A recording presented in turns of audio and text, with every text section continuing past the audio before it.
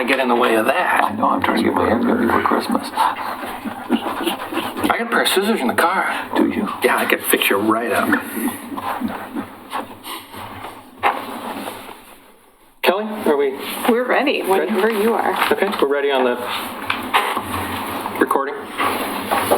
Right?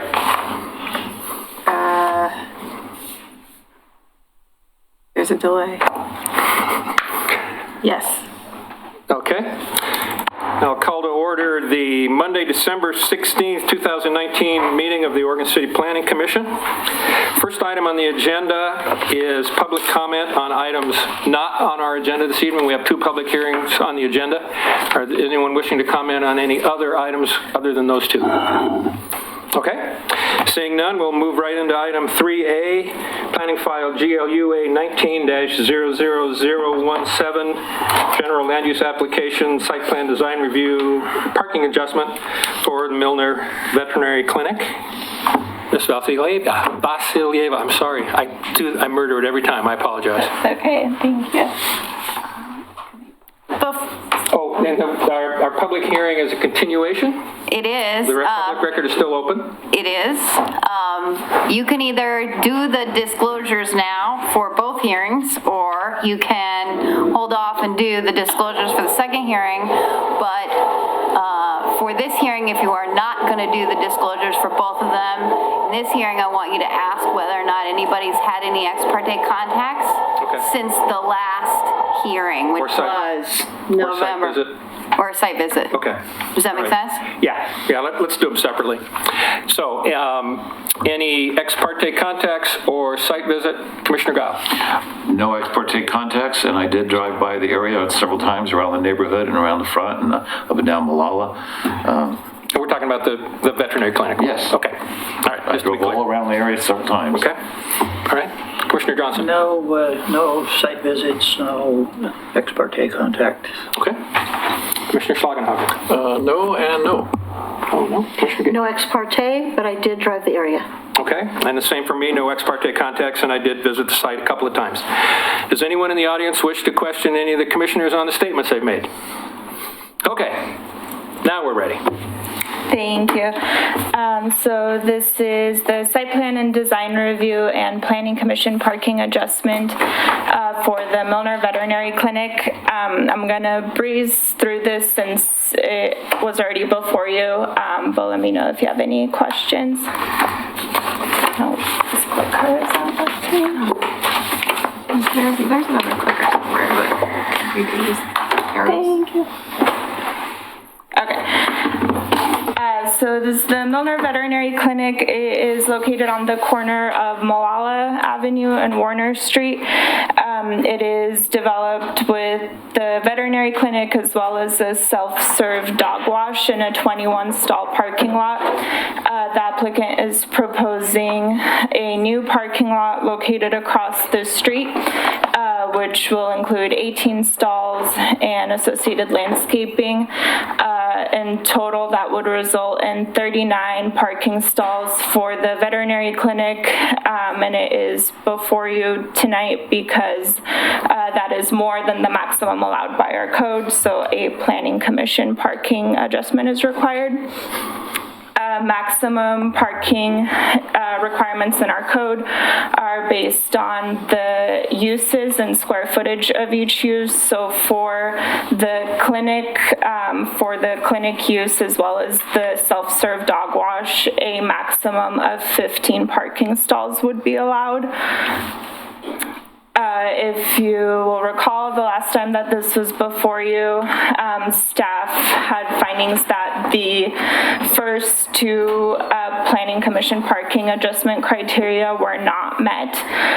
So I'll focus on those 2 and just talk about what has changed since our last meeting. The first one requires that the applicant submit documentation that the project or use requires more parking than the maximum allowed by our code. The applicant did submit a parking study of Milner Veterinary Clinic staff and clients, which showed that on average there were 23 staff and clients in need of parking, and the lowest number of staff and clients in need of parking documented during the parking study was 16, and the highest number was 32. The applicant is requesting 39 parking stalls, which is more than the maximum documented during the parking study. So initially, we had findings that the 39 parking stalls are not justified.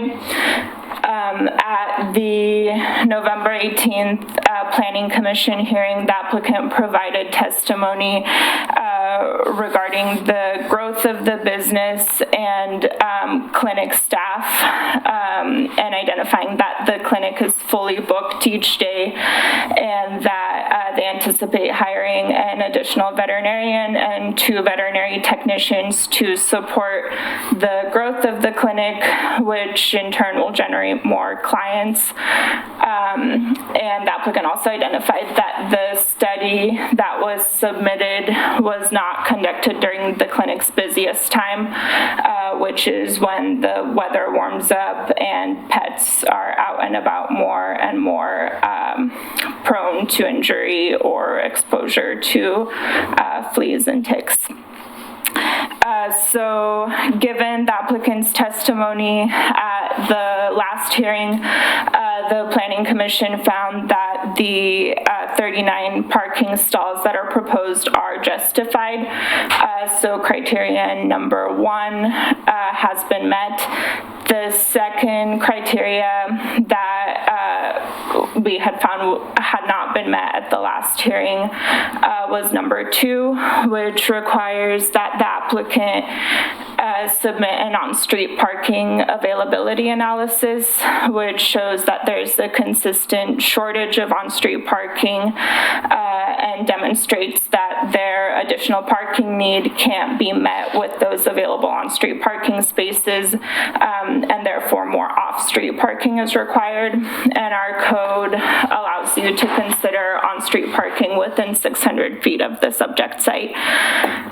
So the applicant had not submitted that analysis, so staff conducted an analysis based on aerial imagery and Google Street View that showed that there was approximately 130 on-street parking stalls within 600 feet of the site. And at our last meeting, the Planning Commission had some discussion on what should be considered available on-street parking given the veterinary clinic use, since clients coming to the clinic are transporting a pet in a carrier that may be heavy, or pets on a leash that may be nervous or uncooperative. And on top of that, the clinic also takes emergency walk-ins, so potentially pets and their owners could be under distress in an emergency situation. So given these circumstances that are unique to the Milner Veterinary Clinic, the Planning Commission identified certain street conditions that should be excluded when considering available on-street parking. And those include streets that have a substandard pavement width, on-street parking on streets that require clients transporting pets to walk on a street with no sidewalk, or to walk on or cross Malala Avenue, and streets with inadequate or no street lighting. So when applying these parameters that the Planning Commission identified, the only available on-street parking within 600 feet of the site would be the 10 on-street parking stalls on the clinic property's frontage. And the applicant did submit an analysis of the on-street parking availability of those 10 stalls that are on the property's frontage. The analysis showed that on average 6 of those stalls were occupied, but the parking study also showed that there are cars that are parking in unpermitted locations, like on like double parking in the existing clinic parking lot, or parking on the vacant lot where the new parking lot is proposed. On average, there were 6 cars parked in those locations that were documented during the study. So if those vehicles also were utilizing the on-street parking, then those 10 spaces would be at capacity, warranting the need for additional off-street parking. So based on the Planning Commission's interpretation of available parking within 600 feet of the site, criterion 2 also has been met. And then the staff report includes findings for criteria 3 through 6, showing that the additional parking does not impact the function and use of the site, that the parking lot is compatible with the neighborhood, and it does not impact safety or availability of public services. So with that, we are recommending approval of the application with the conditions in the staff report. I do have one correction to the staff report, which is on page 70. The final section for the conclusion and recommendation still included the language for denial of the application, and it should be the language for approval with conditions, which is on the screen there. And I can answer any questions. Any questions for staff? Nope. I have one. One of the conditions was number 23. Can you bring up the parking lot layout? It talked about revised layout so that the drive aisle adjacent to the driveway does not exceed 24 feet in width. Can you, I want to make sure I understand exactly where that is on the map. Yeah, so we have a maximum drive aisle width, which is 24 feet, and we also have a requirement that says that all areas in the parking lot that are not used for parking or maneuvering or circulation have to be landscaped. So the staff report has findings that justify the wider aisle, kind of going this way horizontally on the screen, because of those 2 back spaces to make it easier for cars parked in those spaces to back out. But the aisle going down. Can you use the pointer? Come on. The aisle going this way, it doesn't require the additional width. So that condition is requiring a revised layout where this aisle here is 24 feet in width. Not more than 20. Yeah, right. Okay. All right. Any other questions for staff? It's a shame that wasn't used at OC Point. Okay. If there's no other questions for staff, at this point we'll hear from the applicant. Dr. Milner? I don't have anything. You don't have anything? No. Okay. Any representatives of neighborhood associations? Any members of the public wishing to speak? Okay, no need for rebuttal then. At this point, we'll close the public hearing. Commissioners, any discussion? I think we discussed it pretty good last time. I think we did. We I was kind just of thinking- beat this one to death. It's a shame. It's good. It's a shame we had to go through so much commotion to get to a point where we all agreed we needed to get to. Right. What a shame we had to go through all that. Okay. Point well taken. All right then. Call for the vote. All right, Commissioner Schlagenhofer. Do we have to move it? Oh, Make a motion? sorry. I move to accept whatever it is, the planning file GULA-19-00017. Just to clarify, with conditions? Is that what it says? The recommendation is for with conditions? With conditions, I guess, okay. Do I need to read the second number 2, Park 19 dash, okay. No. It's done. Okay, Second? all right. Moved and seconded. Now we'll go to the vote. Commissioner Schlagenhofer. Aye. Commissioner Gage. Aye. Commissioner Johnson. Aye. Commissioner Guile. Aye. And Chair Mitchell. Aye. All right, Motion passes. thank you. I want to say two things about parking before we move on, because the most common thing that we were asked, when I went back through what we did over last year, getting ready for my commission report to the city commission in a couple of nights, most common thing we were asked about were parking adjustments. And I found a couple of things interesting in our code that I think we need to keep in mind. The first one, talking about on-street parking, 17.52, off-street parking and loading, 17.52.15CB says on-site parking requirements may be reduced based on parking vacancy identified in the parking study. It doesn't say they have to be reduced. And I'm sure the intention there was if somebody wants to go under the minimum, they can include that. But because this says may, there really wasn't any requirement for the applicant in this case to include those on-site parking spaces. We're into the may and must thing again. Are you talking about related to this application? No, we just voted no, on, that's or why I general? didn't mention it until after we were done. I'm talking about in the future. I think we need to make sure that we understand that the applicant may include on-street parking if they desire to, but they don't have to, the way our code's written. That's correct, they don't have to, but if they would like to include on-street parking to go towards their off-street totals, then the criteria is non-discretionary, so they get it if they want it, but they don't have to. But they don't have So to, most people right. don't unless they need it, and then they'll apply it. Just wanted to bring that up. And the other thing, when we were talking about the unimproved streets and people parking all over the place and the narrow street and whatnot, later on in the code, I'm not finding the exact, it says, it defines what an on-street parking space is, and it says a parallel parking on-street space is each 22 feet of uninterrupted and available curb.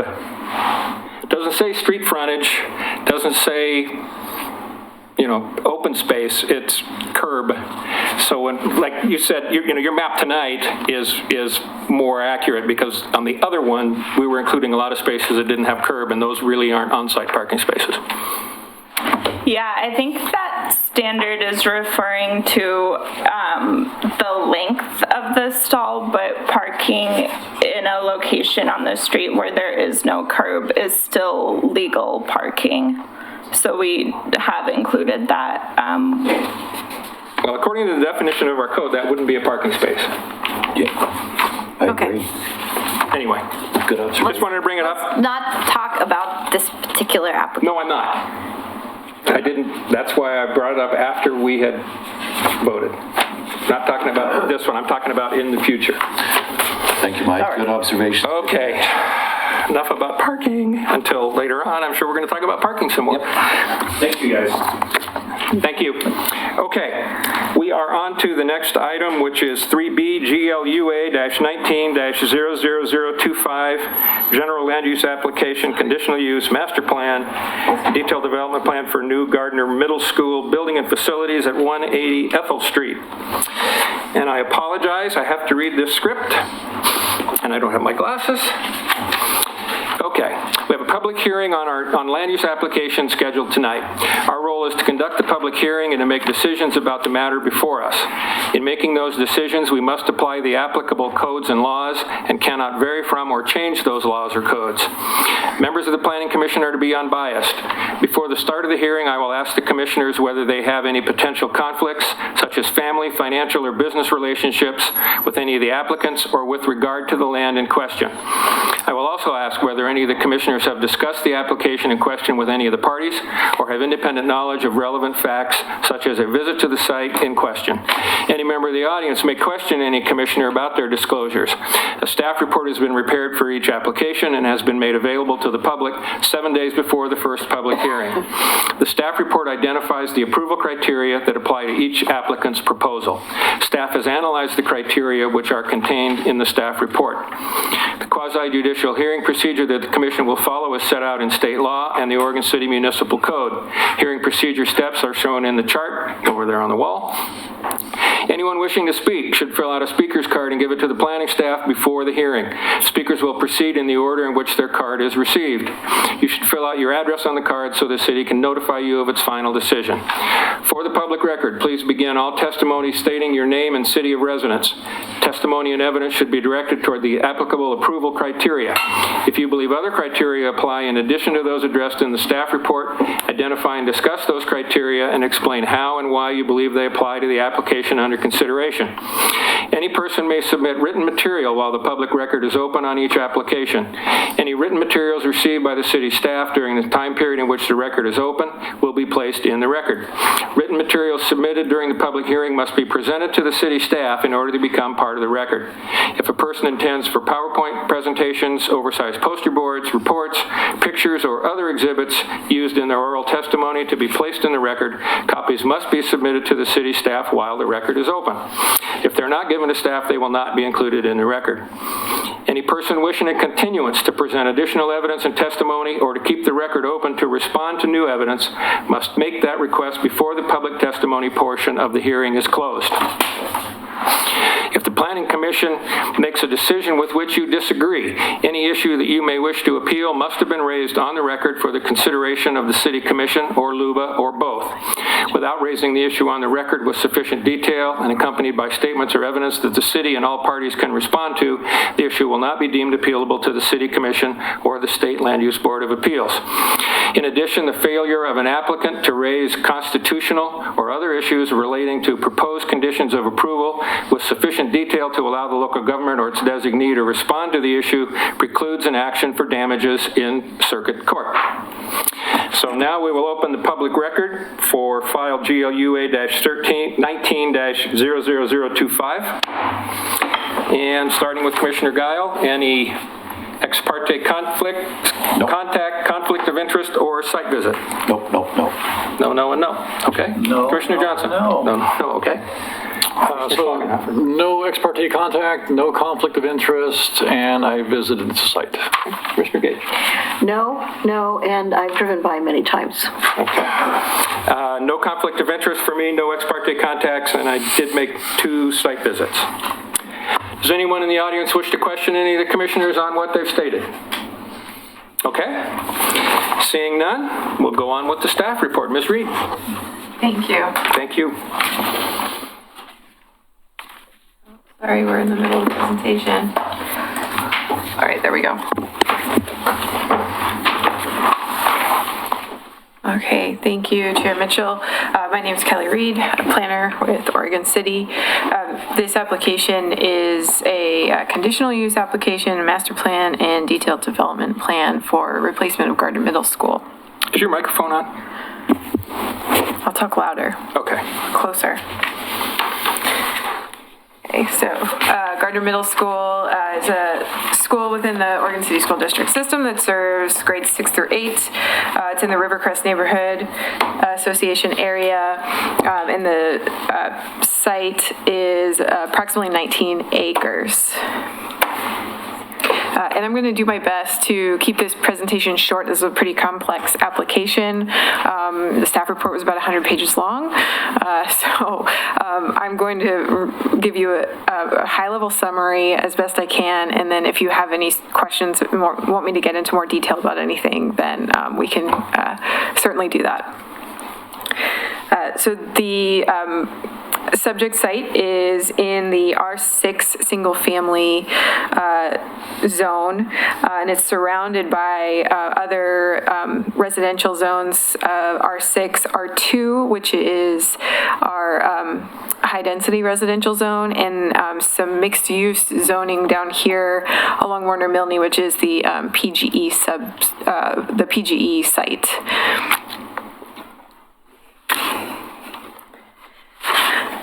So here's the site plan. The applicant has proposed a master plan because this is an institutional property over 10 acres. It's a master plan with a 5-year duration. So phase 1 of the master plan is building the new school building on the south side of the site, whereas the current building is on the north side of the site. So kind of flipping things around here. So phase 1 would include the parking lot, school building, the bus loop. And then phase 2 would include the demolition of the existing school building and the athletic facilities that you see on the north side of the site. So basically everything on site will be replaced. The capacity of the school is growing from 823 students currently to 1,000 students. Number of parking spaces is staying pretty steady from 79 to 76. The overall building size is growing by 40,000 square feet. And then I've included the vehicle trips increase that are associated with the expansion.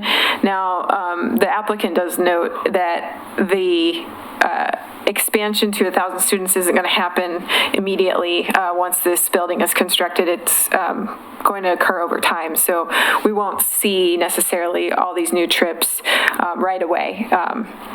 But eventually, when the school reaches capacity, then we would see those trips. And the afternoon trips are associated with 2 p.m. to 4 p.m. when school gets out. The evening trips are more like normal rush hour, so 5 to 6 o'clock time period.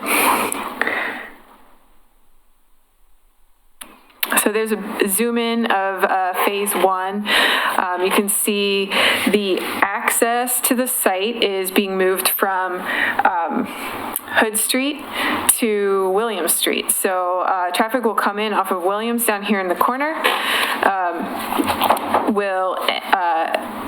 So if parents are dropping their students off, or for teachers driving to work, they're going to come in here.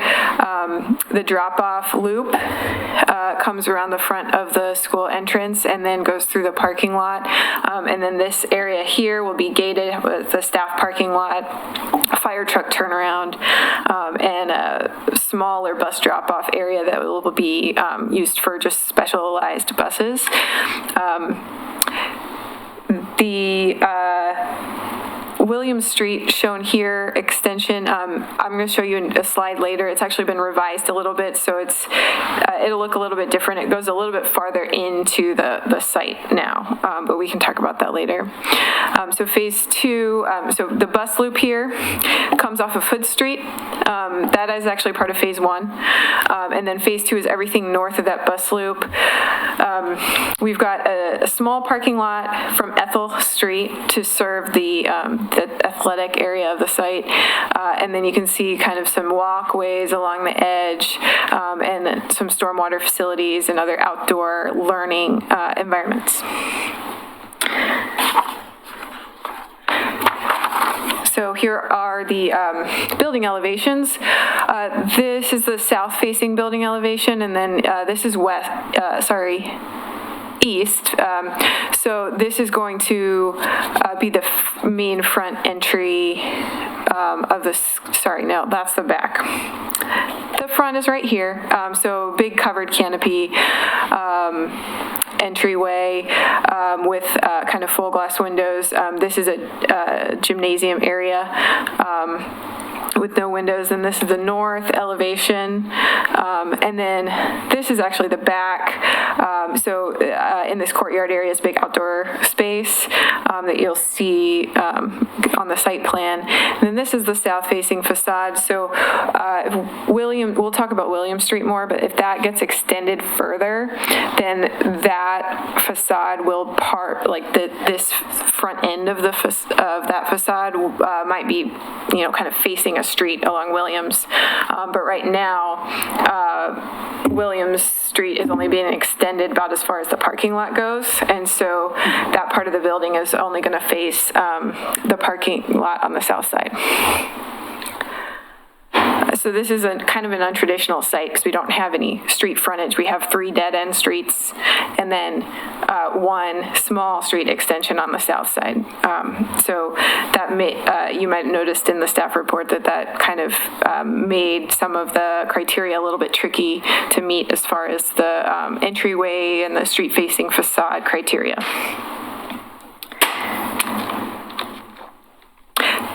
Their applicant's also proposing several different types of fencing, and what's not shown on here are a few CMU block walls down here along the south side.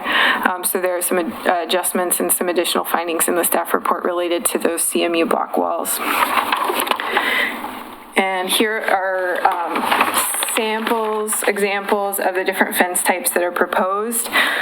There's a variety of heights and materials. And there are some conditions of approval in the staff report related to some of the fence heights and the proposed chain link fence, which we don't allow in visible locations, but we do on, the backs of properties. And so there's a condition of approval related to that. I do want to mention that the district, and they'll talk about this, but we worked very closely with the district. This was, again, a complex project. We had multiple meetings, and so we've gone over all of these conditions in great detail with the district, and I'll let them speak for themselves, but we're on the same page, and I believe there are no really disputed conditions at this point. There's a rendering of the front plaza area, front entry area. And again, this Williams Street extension down here, it's actually going to end up being a little bit closer to here. And then the driveway is going to be more lined up with that drive aisle. Be better. So the criteria for conditional use, now this, it's an existing school site, but it is expanding. And so we do look at that conditional use criteria. Schools are a conditional use within a residential zone. So we want to look at the impacts of the school expansion on the neighborhood. And so specifically regarding the last 2 criteria, that the use won't alter the character of the surrounding area in a manner which limits, impairs, or precludes the use of surrounding properties. That's where we look at, there are people living on William Street, especially. There's a lot of additional traffic that's going to be coming down William Street now. And so we kind of looked at that and what the impact would be and if any mitigation was needed. And then also we look at the comprehensive plan when we have a conditional use. So we pulled out the relevant goals and policies of the comprehensive plan. And we do have some conditions of approval that are recommended related to the additional traffic on William Street. So we would see William Street improved with new pavement, pedestrian facilities, curb, gutter, street trees, and then the comprehensive plan includes the transportation system plan. So we look at that in great detail and see if the proposal is consistent with the TSP or the transportation system plan. So here's a map of all of the sidewalks currently in the area, and you can see in orange is where we have sidewalk. And then you can see it's missing from many of the streets in the surrounding area. So the school district has been in discussions with us about how to address that. So we have some conditions of approval related to sidewalk infill on Williams, on Leonard, Hood, and Ethel, and the city has agreed to put some of its funding towards some of those projects, and the school district would fund some of those projects, and so that we'd have pretty good sidewalk coverage in the end. And I wanted to mention the Safe Routes to School plan as well. Last year, I believe, or the year before this plan to replace the school was finalized, the school crafted a Safe Routes to School plan, and the findings of that plan included that 59% of students take the bus home, 12% of students walk home, so there's slightly different percentages in the morning versus the afternoon, but 12% walk, and then 3% bike to and from school, and the remainder get dropped off with their families or friends. And distance, traffic, safety concerns, and lack of sidewalks or paths were identified as the main barriers to walking, and that was a survey of parents. So,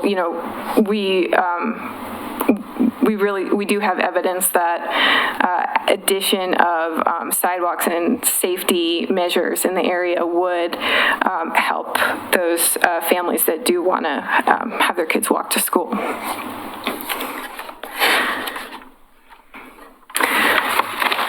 There's some of the existing street conditions. You can see Williams Street, where all the new vehicular traffic and all of the kids walking and biking to school would be sent on Williams under this new plan. And you can see it doesn't have sidewalks on either side. The pavement's in pretty poor condition. And so the condition of approval that has been written would be to add a 10-foot wide pathway on the south side here, and that would be shared. So we don't want normally on a local street, you would expect bicyclists to kind of ride on the street. For middle schoolers, we thought it was more appropriate to have them off the street. So that sidewalk will be 10 feet wide to be shared with kids walking, and then a 5-foot planter strip with street trees, and then pavement improvements on Williams, and then the north side would kind of be kept as it is. There are existing single-family houses with driveways and trees, and kind of their front yards just kind of blend into the street. And if we're putting all the students on the south side, then we felt that it was unnecessary to fully improve the north side of William Street.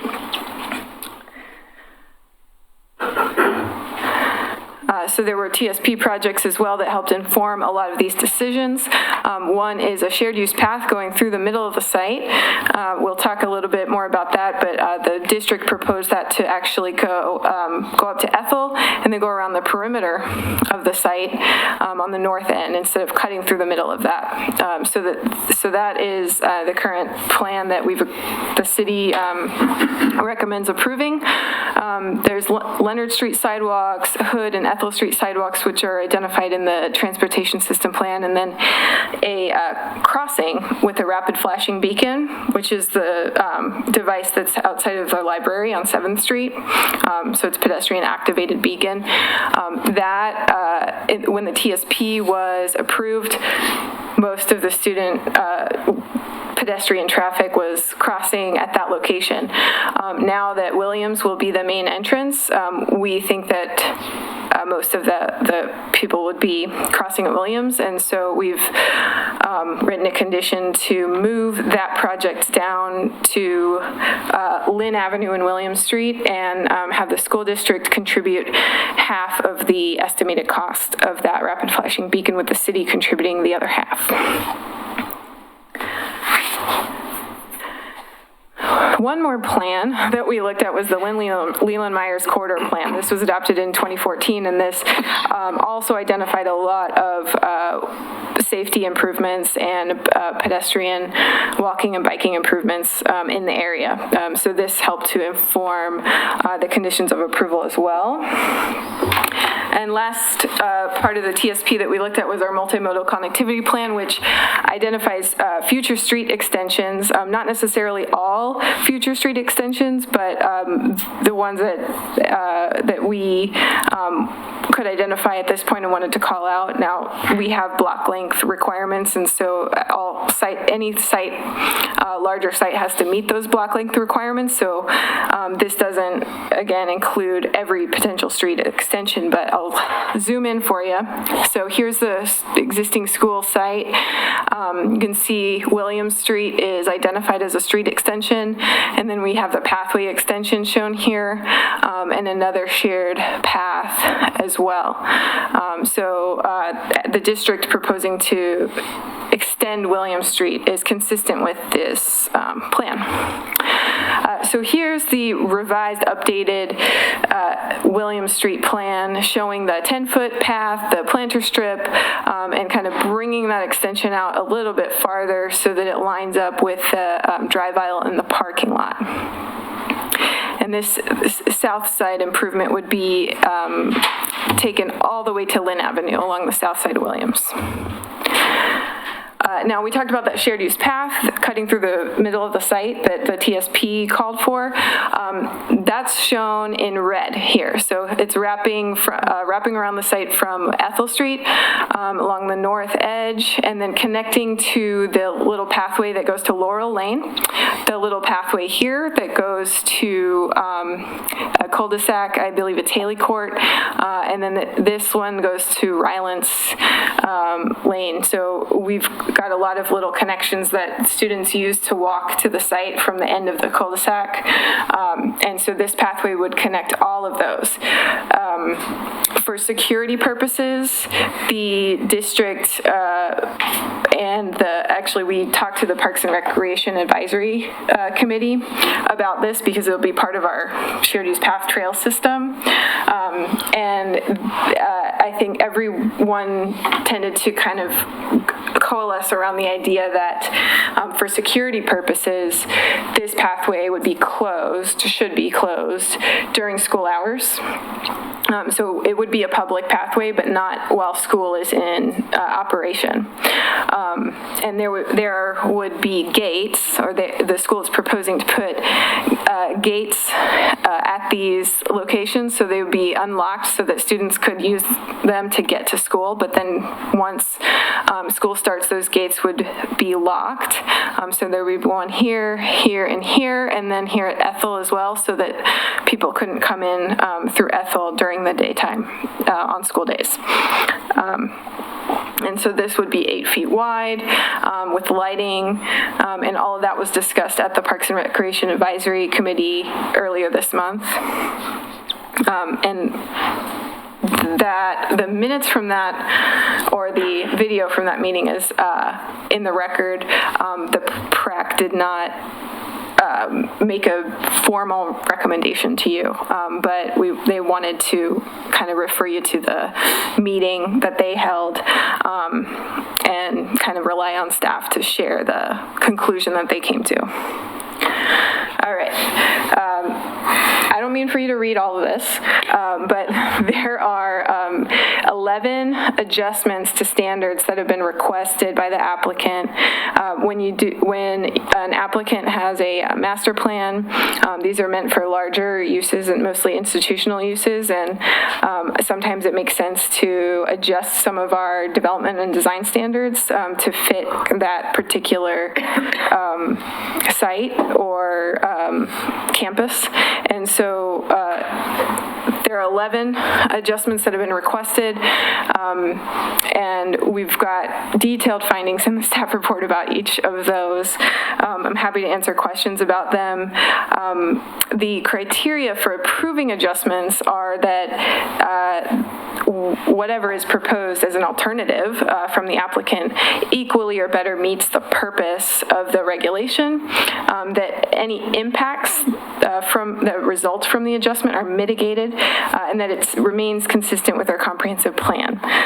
So we do have some conditions of approval. ensuring that adequate mitigation is provided for some of these adjustments. I'm not going to get into any of them in detail unless there's a question from you. And lastly, I want to clarify, William Street Extension, there's a condition of approval of number 33 that describes the requirements for building William Street. And I apologize for the kind of appearance of this slide, but it was a last minute little sketch that we did just to clarify that there is a shadow plat for a future street, and so, we don't have that slide. So this, down south here is the Red Soils campus, Clackamas County. Their master plan includes a loop road that would be this orange line coming up to Warner Milne. So at some point in the future, they're going to be building that loop road, and it will intersect with Warner Milne, potentially with a signal.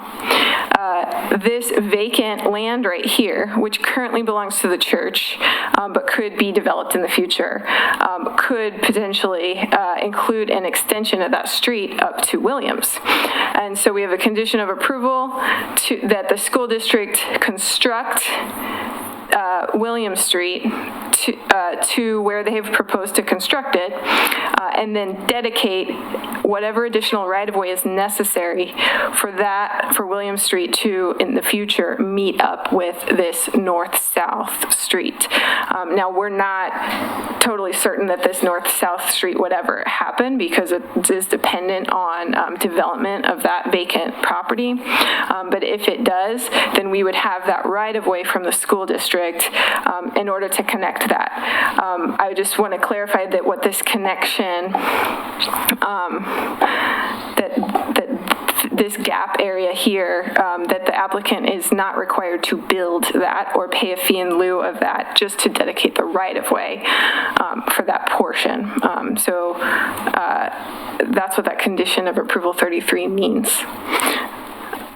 And we recommend approval with the conditions listed in the staff report. And that's the end of my presentation. Okay, cool.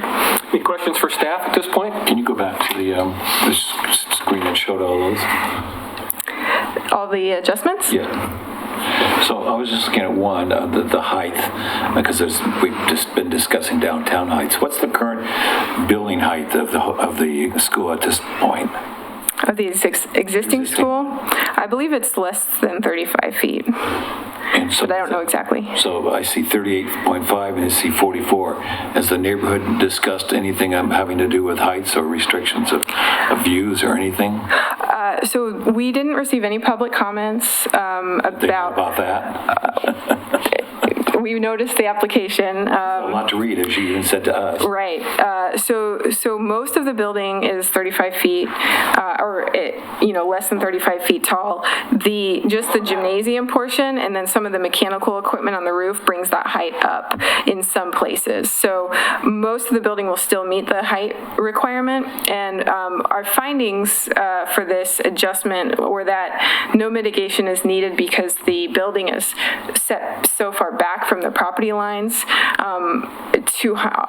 greater than 200 feet and on one side, and then at least 90 feet once that Williams Street is built. It will be at least 90 feet, I think, from the property line.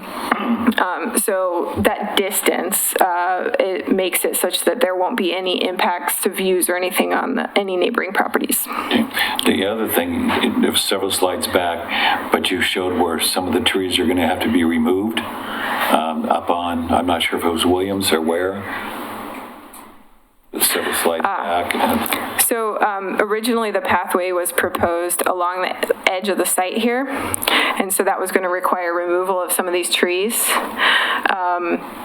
The district has since decided to change the alignment to be closer to the track, and so that's actually going to allow them to preserve some of the trees along that north edge. Well, I think some of them were identified by the arborist as not really healthy, so I think there might still be some removed. Is that another situation like near the library where they said they weren't healthy and they cut them down anyway? I'm sorry. sorry, it's just, I'd like to know why they were considered unhealthy. I'd like to know how many are being removed. Yeah, so it's in the arborist report. We have a condition of approval that they provide a final tree mitigation plan, because we know that, their proposed tree mitigation plan is going to be modified because of this. But there are, I can't remember exactly how many, but trees in the area around the existing school building. Most of those are being removed so that this track and this field can be built here. But the applicant is proposing numerous trees above and beyond the normal landscaping requirements, and so those are providing the mitigation for that. I guess, though, it depends, as Denise would have always said, as what are the size of the trees that are existing that are being cut down. And I'm almost fed up with listening to arborist reports who say their trees are no good just so they can remove them. I mean, I see that a lot in our city, so that's why I asked that question. Right. Is there somewhere in this report that says the height or the width of those trees? Yes, so the arborist report documents the size of each tree, the health of it, and then whether it's proposed to be removed or not. And our tree mitigation requirements are higher for larger trees. So their current tree mitigation plan provided, it was a little bit, there were some items missing from it as far as the location of the trees, and they needed to kind of change it a bit, but they'll be required to do that as a condition of approval to make sure that their mitigation plan provides the proper number of mitigation trees. Even though we know when mitigation takes place, it never is the same size. It takes years for them to ever get It does. So we don't know offhand how many trees are being removed. Well, I could tell you what the proposal includes, but again, that's going to change because the pathway location has changed. Provides them security and some noise buffer. I'd recommend you can ask some of the questions to the applicant as well. Okay, I figured asking the staff because I figured the staff would know. Sorry. I never ask the right questions at the right time, do I? I don't belong here. We can always go wait. back. Other questions for staff? Yeah, just one. Okay. Okay, I was making sure we're designing something big enough for future use. The 823, is that current enrollment or current capacity? I think the applicant might be able to clarify it, but that is the capacity, and I think it might also be the enrollment. Okay, because it was labeled as capacity, just making sure that's the enrollment and we're not over the capacity already. So that was the reason for the question. Some modular buildings have been added in the recent past to accommodate the additional students, so that has, Right, so that's why I want to make sure we're not at, 920 with the modular buildings. I just want to know what the numbers are. Right. Okay. Yeah, I would ask that, let the applicant answer that one. Oh, and it's 70 trees are proposed to be removed total on the 19 acres. But then these, it looks like 9 trees up here would be end up being preserved. So it might be closer to 60 that would be removed. Wow, that's a whole forest. The neighborhood knew that all those trees were going to be. I've always heard, even from Ken Ziegler and other people, that neighborhoods like trees because it provides coolness. They've even reported that in neighborhoods in Portland. Having big trees provide shade and cool, and we're going to remove 70 or 60 to 70 of them. I'm shocked. Okay. We just keep Just a note for the applicant, when you make your presentation, if you can talk about how many trees are going to be planted they'll never in replacement of as mitigation for the 70. They're going to be little stems compared to the trees. I understand that. We just keep cutting down more trees and more trees in this city. Tree city, and we keep losing our trees. Any other questions for staff? No. Okay. Thank We'll you. probably have more for you later. At this point, we'll hear from the applicant.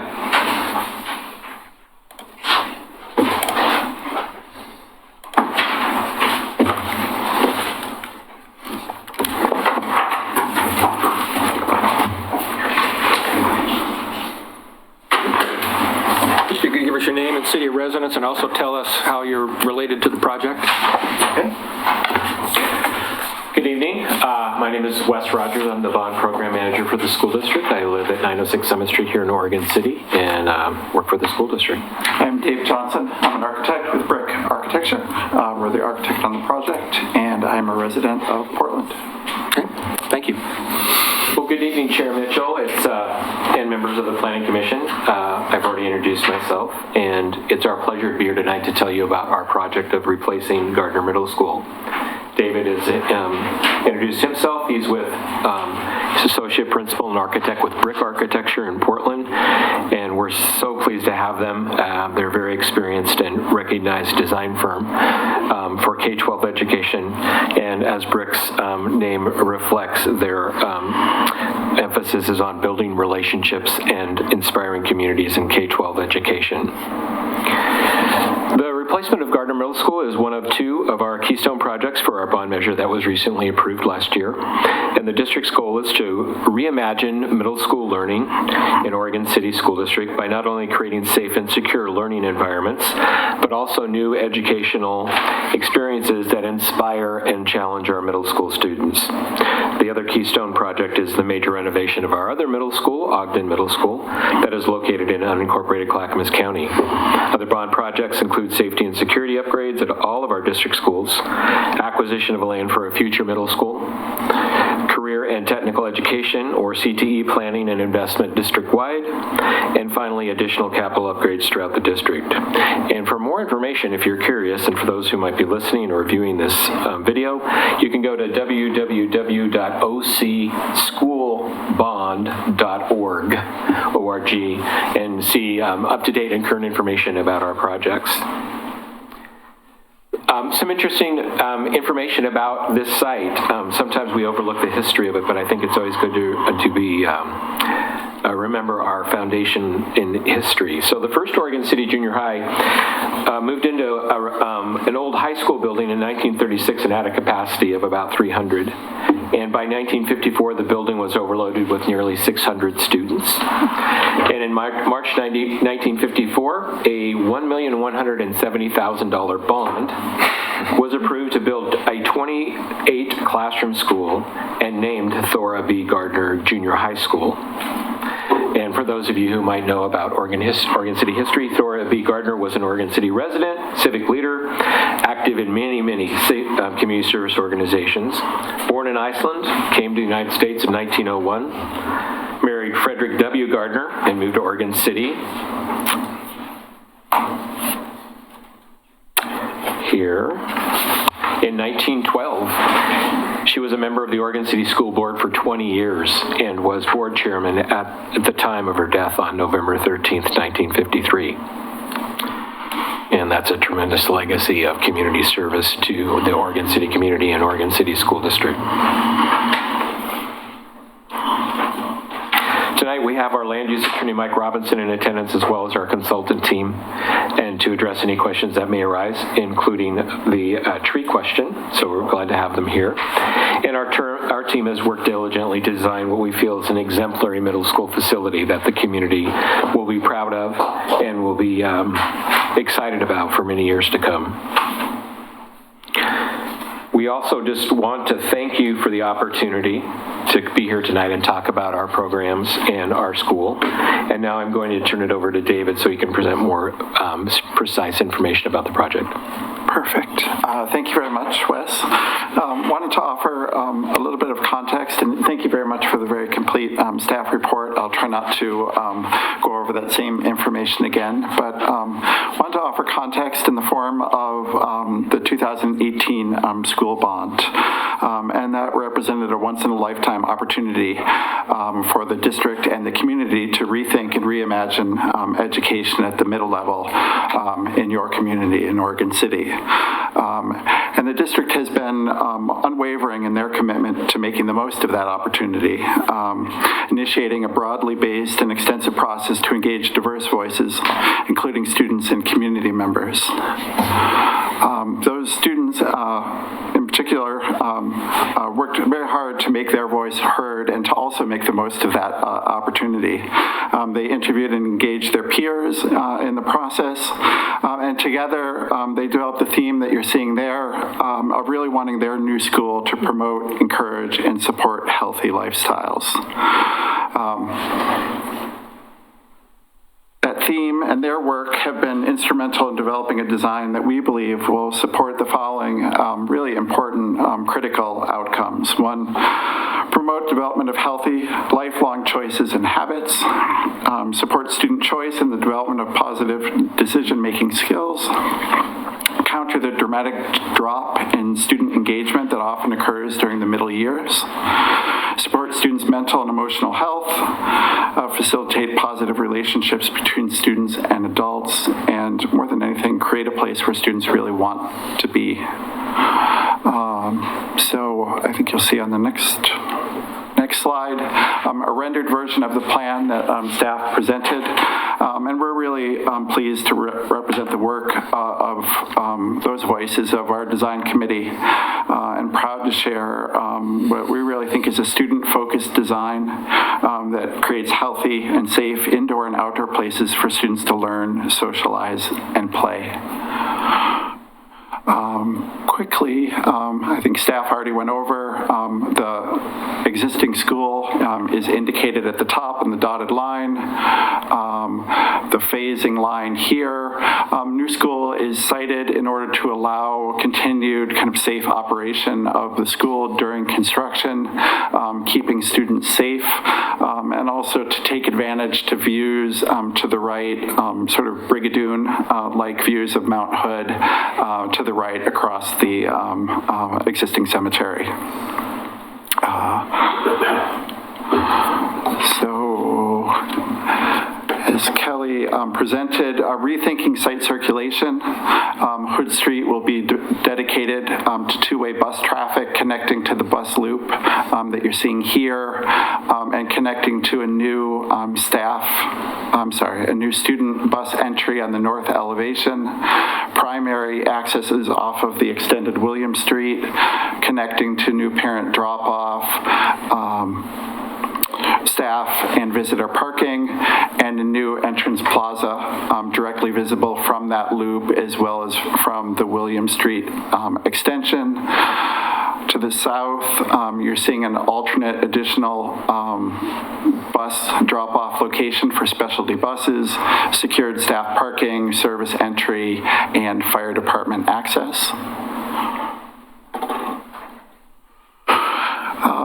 Here you're seeing what we see as a collection of indoor and outdoor places, spaces, and paths. Entry plaza here comprised of pedestrian-scaled elements, upper and lower canopies that you saw in the rendering, benches, treed areas, textured and patterned paving, covered bike parking, and then importantly, a secure courtyard to the right here that gives students opportunities to get outside in all but the worst of Oregon days. Spaces for covered dining, for play, and places to hang out, both kind of informal play structures and play elements, as well as covered play here and a futsal court. All of that within a secured fence area, which allows staff the kind of trust to let kids out into that area, and also to cross between areas of the building. Additionally, to the north and to the south, extensions of indoor program area for outdoor learning, trying to make the most of the site, even utilizing stormwater detention here and areas here for outdoor science opportunities. Additionally, a fitness or an exercise circuit here, the track and multi-use field here, and an additional kickball here, and then the pathway system that Kelly described connecting to those existing site access points and continuing down Hood and, importantly, down the Williams extension.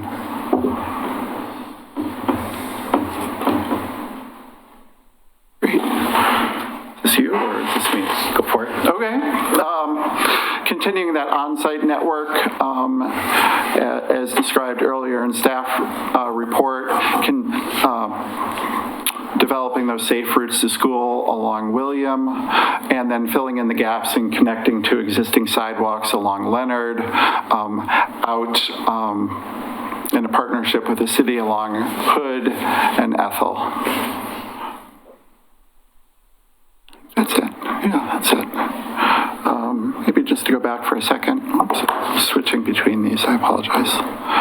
Wanted to mention the tree replacement. Got those. You've got that? Yeah, for trees, that was a previous question. We have 70 trees were proposed for removal, but since we've changed our pathway, that's dropped to 61, it looks like. We have 94 replacement trees that are required by the city's tree mitigation requirements. We're going to spread throughout the site 192 trees, and that's 98 trees that are above and beyond the mitigation requirements. I'm also excited, if you can notice on the plan, there's a very large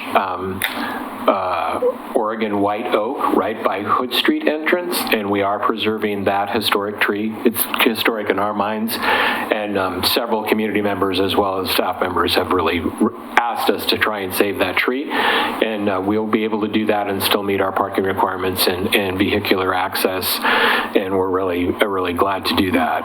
It is probably the hallmark tree of the site, if you've ever been on the Gardner site before. So those are some of the tree statistics. Thank you. Yeah, I'm done. Okay, super. Well, I just want to just have a couple of closing comments, and I just really want to again thank city staff and our consultant team. We've had quite a few meetings and countless emails and conversations over the last few months, and even though the road has been rather long and twists and turns at times, we're really pleased to support the staff report and how we work together as a team. And we're excited that our work will truly make a difference in the lives of our middle schoolers for many years to come. And with that, we end our presentation and we'd take any questions you might have. Okay. Questions from commissioners? Get right back on that tree. Yeah. What sizes are the trees being, are they big ones? And you're going to replace them with little spindly little trees? Well, they're not. You're never going to replace them with a full-size tree. You can't obviously replace them with the same maturity of a tree because it'd be physically almost impossible. But yeah, these are smaller caliper trees that will grow over time and are going to be irrigated, and we're required by a covenant to make sure that they stay alive until they get very established. And as we've shown, we've spread them throughout and along the property lines, so we can actually provide places for as you get into the parking lot there a little bit, and when you're out, especially on the play fields, which is where I think most of the public will spend its time, out on the play fields and so forth. We have trees scattered throughout there as well. Currently, most of our trees on site are not in. If you've ever been to a Gardner, they're not by the track. They're not by the school, except for just in the front of the school. There are quite a few that are by the Ethel Street exit out of our current parking lot.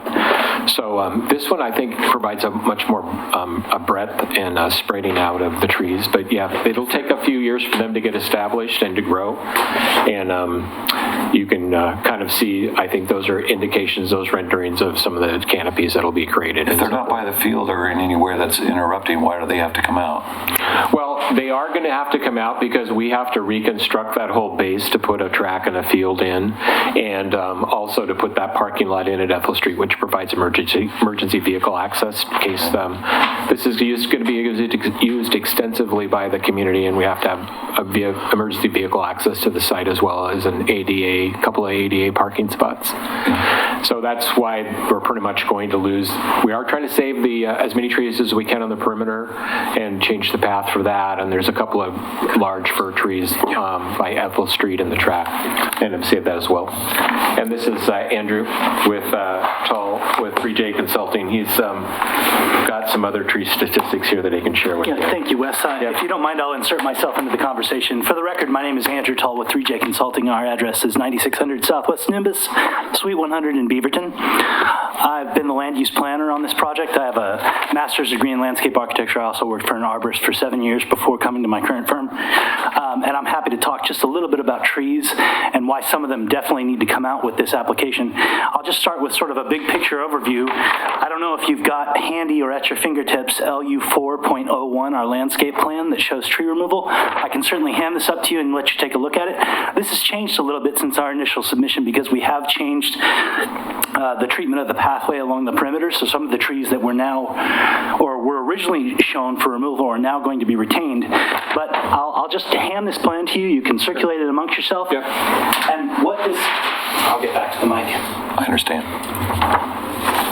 The X is what's being removed? The X's are what's being removed, and I would say in looking at the caliper inches for these trees that are being removed, the majority of them are between 8 and 15 caliper inches, so they're not huge trees, they're not native trees. They were landscape trees that were originally planted alongside the school, and you can sort of see the shape of the school. It's not shown on that plan I've just given to you, but you can see that these are mainly located adjacent to the school. So as the school comes out and we need to make flat ground for the track, just from a sort of big picture perspective, when you have a site like this that's in a city, often what you do is you put the track on one side and you put the school on the other side, and then when it's time to replace the school, you flip the locations again, and it allows you to keep a school in the city center, and each time every 50 or 60 years the school needs to be replaced, you flip-flop the location of the track and the school. Unfortunately, as the school comes down, those trees adjacent to the school will also need to come down. So they were landscape trees. It's not like native old growth or a forest situation. It's simply non-native landscape trees that were planted probably 50 years ago. They're only 8 to 20 caliper inches in size. They haven't been maintained to really create sort of an arboretum type experience. And they will be replaced, as Wes mentioned earlier, at a rate of 98 trees more than our actual mitigation requirement is going to be. The real coup de grace for this site, the real important tree is that Oregon white oak, which is a native tree, which is located immediately south of Hood Street. And I will say that in working in development sites, those are extremely difficult to maintain when you've got new parking areas and new buildings going on around them. An extremely large amount of area has been dedicated specifically to the preservation of that tree, and grading along that area has been minimized, as has stormwater management, so that we don't flood the roots, so that we don't dry the roots out. It's really been taken into consideration to try and work around that tree because it is an incredible species, and it's an Oregon native, and it's something that we really want to see preserved as part of this project. I appreciate the information on the trees. As many of you know, Bob Mahoney, when he was leaving that night, said he appreciated my focusing on trees. Guess I never was that way. I got it from Denise. I appreciate you telling us that information, and that's important to know. My pleasure. If there's any questions, I'm available. Oh, yeah, one. Since you're moving the walking trail away from that north edge, is that whole row going to leave, or are those still going to be cut down? I noticed they're still X'd on your drawing. That was one of the plans that went in with the original plans. I think we need now it's been changed. It's now been changed. Yeah. Okay, so those stay on top. Okay. Was that a yes? Yes. Sorry, I was looking at the Good to flag for the neighborhood. Unless they have been recommended for removal by the arborist because of condition issues, they will be retained. Okay. Commissioner Johnson? Got an overview question on perimeter security and gated access roadways, walk paths, and all that. Is there a 2-minute answer to that, or? Well, essentially what you're trying to do in today's safety and security concepts for schools is you're trying to create zones of security and safety. So you start with a perimeter fence, you move on to the site, and you're doing techniques to try and direct people to get students into the building quickly and efficiently through pathways and so forth. And you can see that happening here. You want to secure your site pretty quickly after school starts, and then you want to direct everybody else after that. You want to direct them into your front entrance and entrance of the school, which is monitored. There's video surveillance. There's other features that are done at the plaza that help staff monitor that through transparent walls and so forth, so that you can see out pretty easily and see if and identify a threat or any type of a situation that might require a security presence. So you're really trying to work in zones. Once you get into the interior zone and you get into the parking lot and maybe the front door, then you have systems in place that prevent people from just walking in, and you'll have a secure buzz-in system in the new school and other types of things that I won't share publicly, and that helps secure the school. And once you get in the school, we actually have the school partitioned into zones that immediately can be isolated, so that if we were to get an active threat inside the school, we can isolate that threat pretty quickly. Idea is slow down things from happening, so that if our school resource officers, which the city helps us fund, in which we deeply appreciate the city's commitment to those two officers, so that we can get them on site as quickly as possible to help us deal with any threats that might be at school. Generally, that's about it, what we do. A lot of it video surveillance with a central... Yes, there's a very robust video system that is cloud-based, so you don't have as much equipment as you used to have, but we'll have lots and lots of cameras at this facility, and people at different places monitoring those cameras and so forth. My number one question I'd written down when Kelly first started, she placed a lot of emphasis on road improvements, sidewalks. Is that covered by the bond? Normally, the development SDCs would cover it, but I'm wondering who's going to pay for it? Yeah, the only two things that we are not paying for, but we will indirectly support and include in our construction plans, are the sidewalks on Hood Street and Ethel Street that go from Leonard over to Lynn. Everything else is funded through the sounds like bond they have a funds. lot with the city, and who's going to pick up that cost? Is I'm wondering, is that more tax increases for that, or? I'm not sure. I don't know where public I heard works is about all getting these that funds. improvements. Yeah. Normally, as I said, a development pays for some of that through SDCs, but obviously, since it's a school, I'm wondering who's going to pick up all those extra expenses. And you're paying for, the school district's paying for the William Street improvement. Yes, all the William Street improvements. Well, no, all the way out Look at to all the Lynn. other things that she was talking about. Yeah, we're going all the way. We're doing half of the cost of the flashing beacon, and then we're covering 100% of the cost all the way down William Street to the end of the extension. We're doing the sidewalks on Leonard Street that run north-south. We're doing the little stub of sidewalk there on Ethel Street that connects the Rylance Court. Then we're doing, all the interior pathways are being upgraded to 8 feet so that they're plenty wide enough for community and public use, as well as students getting to school. And then you can see the other pathway improvements there as well. Just for clarification for those who are watching, they know they passed a bond for this, but did they have a good reason why you're having to replace Gardner Middle School? Yeah, that's a really good question, Tom. Long before we went to the voters with our bond request, we had done 2.5 years of assessment work and studying our schools, and then coming up with a ranking system about which schools we felt like were the most vulnerable to their condition and puts them in a higher risk status. At the same time, thinking about connecting our educational practice and instruction. As you know, we built a high school in 2003. That was transformative for the community and for our high school program. And we, rather than do isolated projects, we really decided to focus on middle school, because now we can make a difference in that level of the district, which is really important. And this happens to be probably our school that has the most facility issues, as well as site issues, as you can tell, compared to the old school. And so those things, we'll have a much safer school seismic-wise. We'll have a much more expanded square footage for today's learning environments. We'll be able to provide experiences here that we would never be able to provide in our old school, just because of sheer size and so forth. As well as just being able to get kids out of the building. I know physical education is a big emphasis for us, and by having these play fields, we actually have a lot more access to for kids to go out and use that as a learning place during the school day. So we call them outdoor learning situations as well. So we concentrated on middle schools. That's why when I'm opening comments, I talked about middle school, reimagining middle school. I think David touched on that in a few of his slides as well. And you saw pictures of middle school students being heavily involved in our design process as we went through. Does the bond fund cover the whole project, or will we see another bond fund to help? No, this bond will fund this entire project, and it funds all of the renovations at Ogden as well as some other improvements throughout the district. It won't replace, I mentioned the land acquisition. Some of you might remember land acquisition for our new middle school. And our long-term goal is to replace Ogden Middle School. However, the old Ogden Middle School would be repurposed as an elementary school because it's still got some good bones to that building, and we're doing some improvements that'll give it a long life.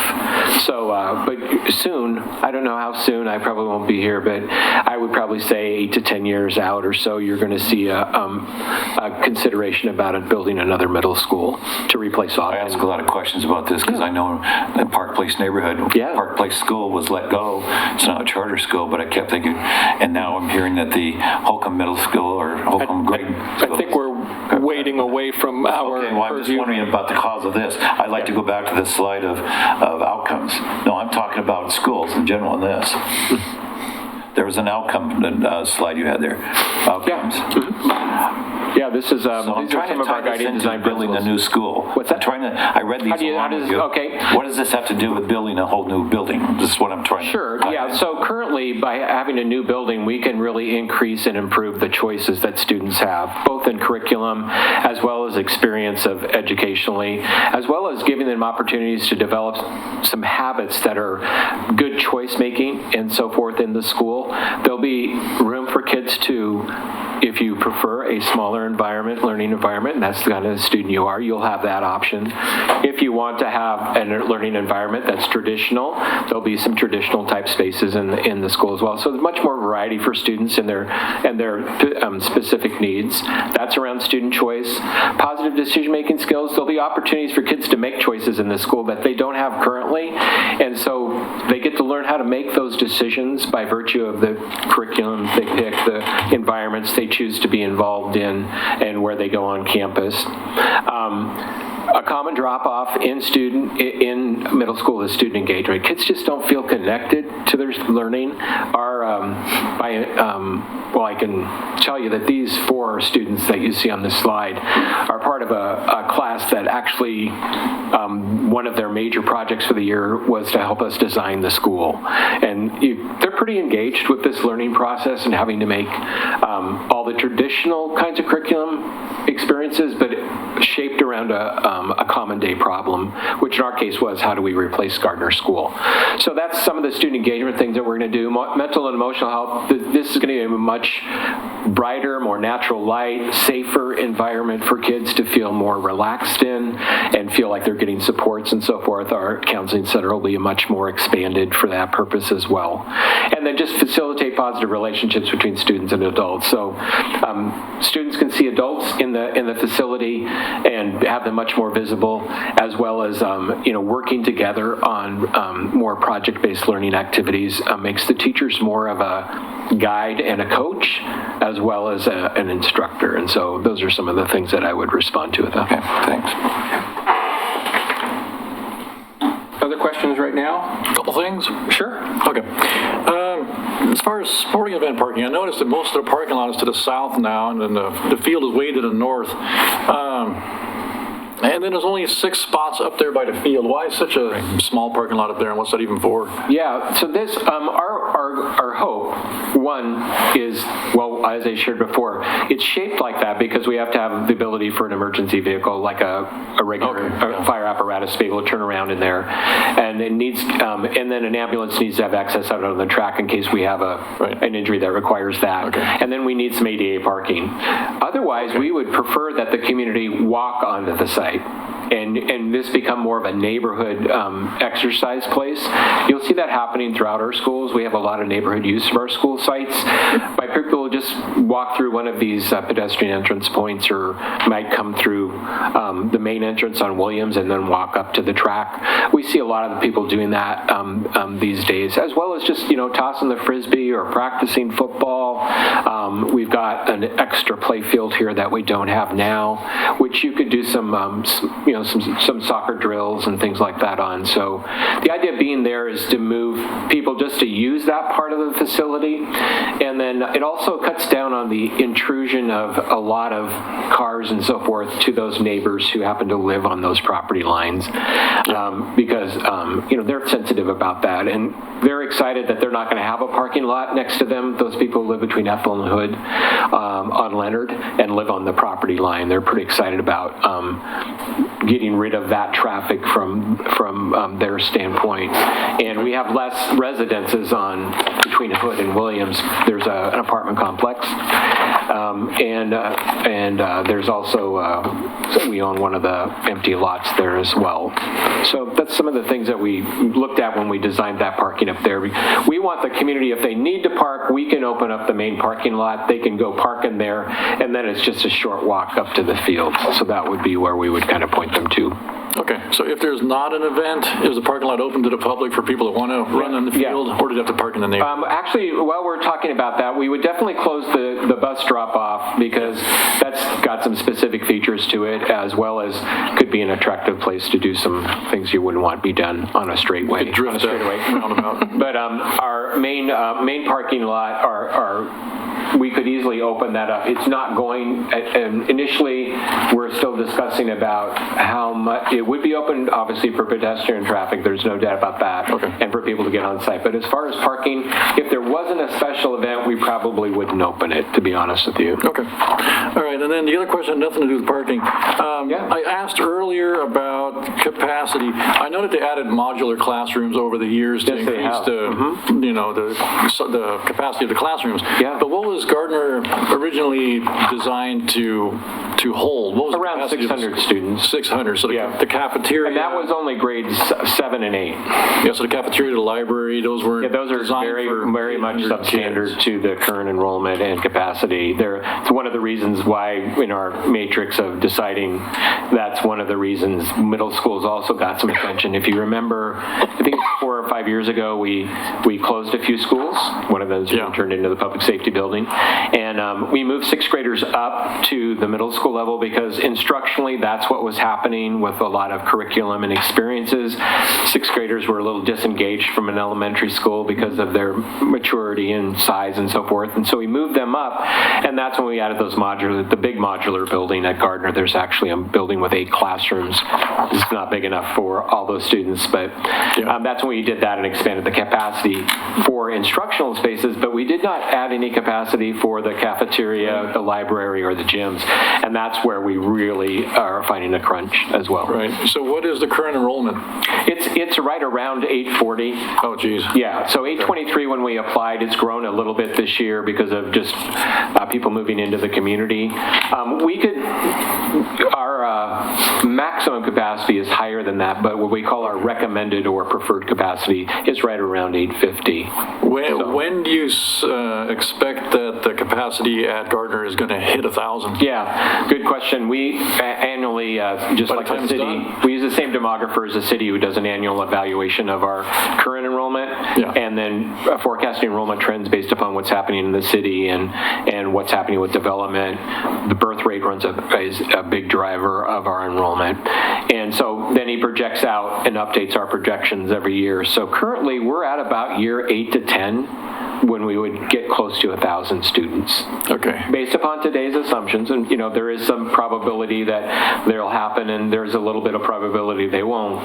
It could happen faster, it could happen slower, but we watch, since we do it every year, we get updated. We can see when the trends change and be a little bit more responsive. Our long-term goal is to have a 3rd middle school in Oregon City. We're big enough. Eventually, we'll be built out enough to where we'll need it.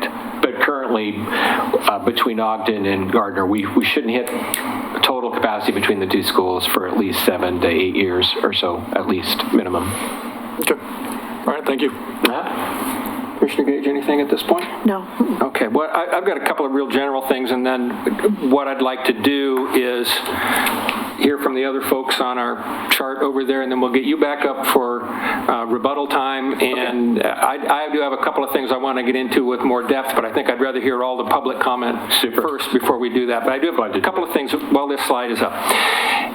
Just looking at it, I get what you're trying to do in that parking lot up with Ethel, with you got to have ambulance, but couldn't you flip that ambulance curve the other way, eliminate that back in, and have that same piece of asphalt be a turnaround and access to the track? Yeah, we're not, I wouldn't say that we're completely committed to that. I mean, we would look at, if we could get the same functionality, I know that we do have, if I can just interrupt really quick, there is a little bit, if you look right there in Ethel Street, one of the challenges of that entrance is the fact that our property line is not straight there. It kind of jogs in a little bit. And the property owner has a detached garage there that we're trying to honor their historical use of, which kind of affects how wide you can, how far down to the south you can go with that entrance. I don't know if that affected it or not. Well, and I can also add that fire turnarounds are extremely large. They're larger than you want them to be, so are the radii to make that fire truck turn. If we were to flip that so that the turnaround were to the north, I don't think we would get the full 60 feet of depth before we hit the property line to the north of us. Okay. Yeah, but I understand the idea of being at least efficient with your turnaround, but I don't think we could turn it and reconfigure it and still meet all of the tolerances required by fire code. Okay. And in the package we were given, it also said there might be able to be some changes to that fire turnaround at the south end of the site? It doesn't have to be as large, or is that not, is this what it needs to be now? That, I understand, is the preferred location of any fire apparatus that needs to get to the top story of the building. So because it's more of a ladder truck, it needs a wider drive lane, and it needs a bigger radius of turning to get down there in that bulb area there on the south. That's for a large apparatus with a ladder and so forth. You brought up a good point, though, Mike. If there's no buildings up there, why do you need a fire turnarounder up there near the top? In case there was some issue that a regular fire engine responds to a medical call and they get on site first, they're going to come in that entrance. That's right. Every time an ambulance is called, a fire truck also shows up. So you've got to accommodate both. Can you show us with your pointer on the entrance plaza what part of it's covered?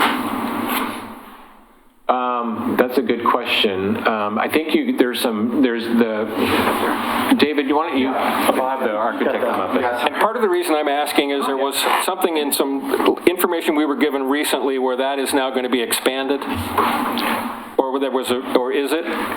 You were asking for another 500 feet of cover, I think?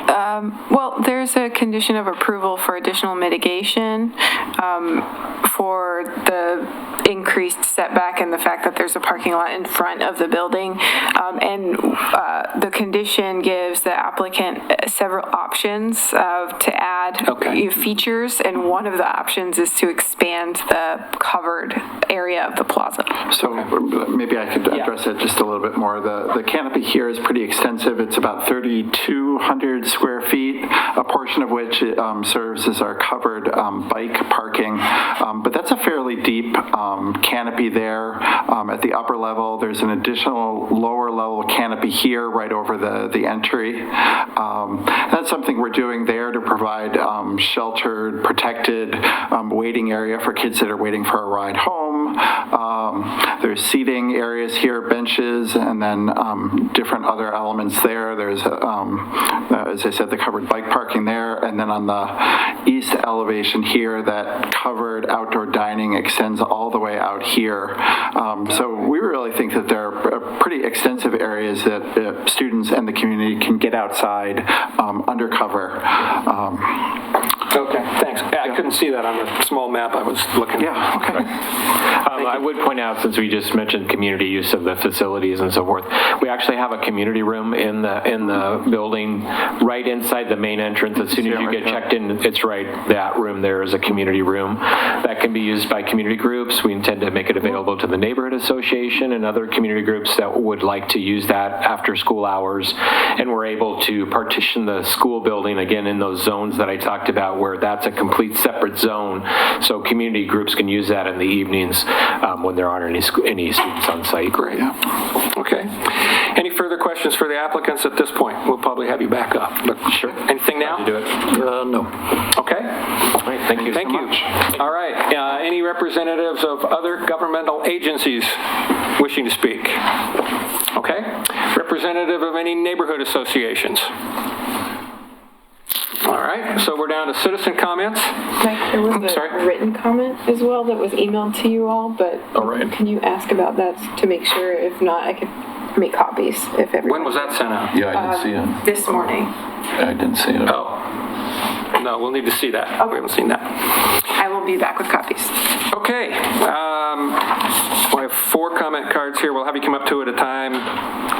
First is Christina Skellinger Langford and Joe Wheeler.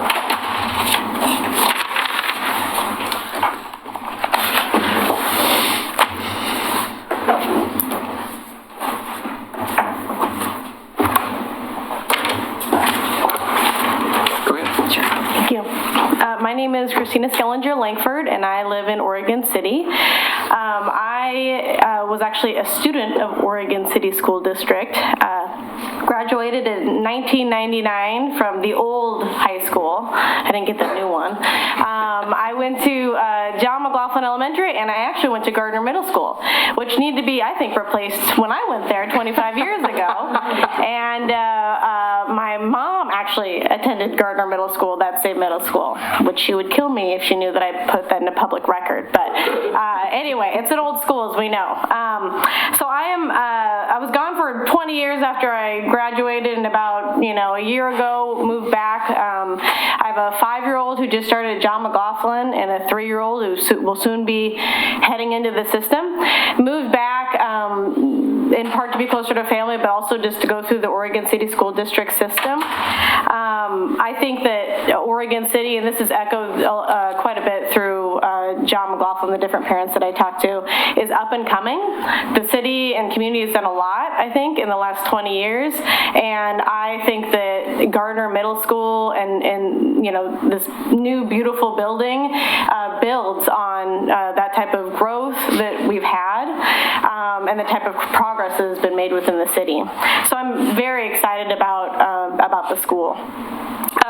For a couple of reasons. One, I think the opportunity for the different type of curriculum is exciting. My husband is actually a middle school teacher, and if he was here, he would echo that, this type of curriculum is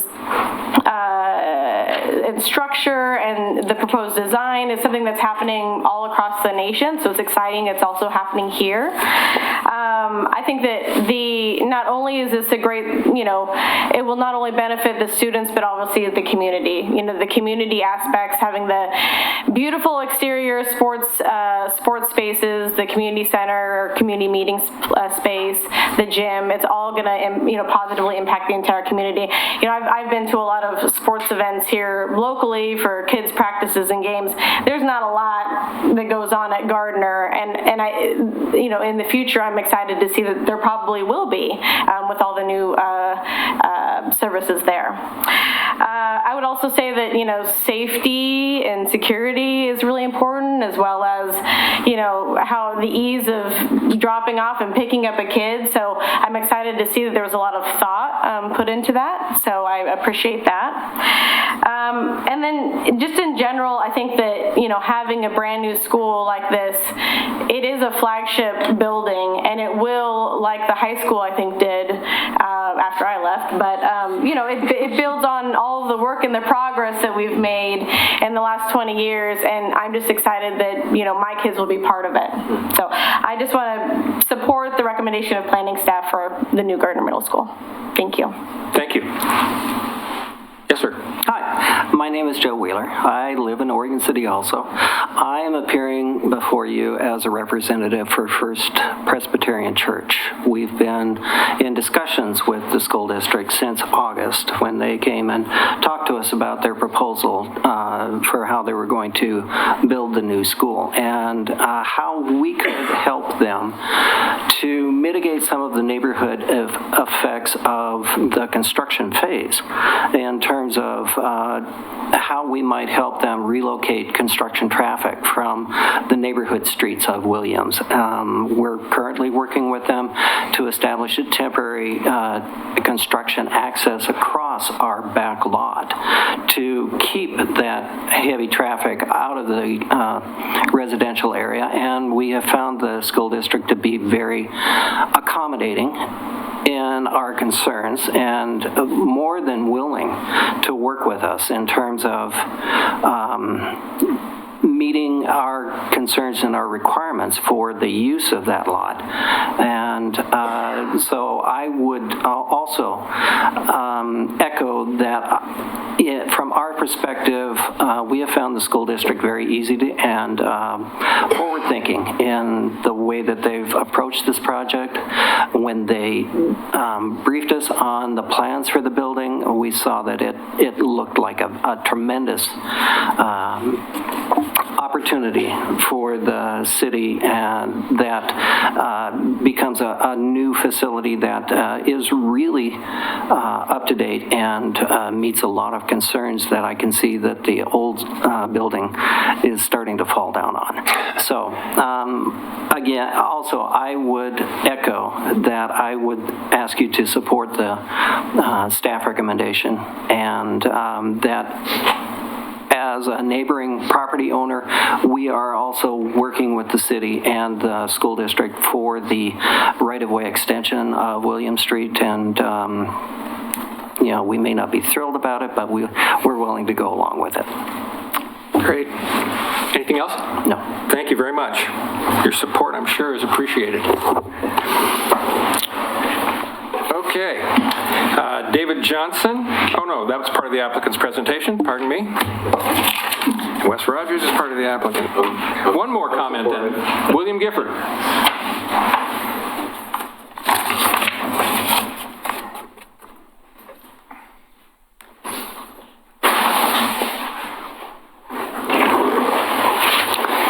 Good evening, Mr. Chair and Planning Commissioners. My name is William Gifford, and I live in Oregon City.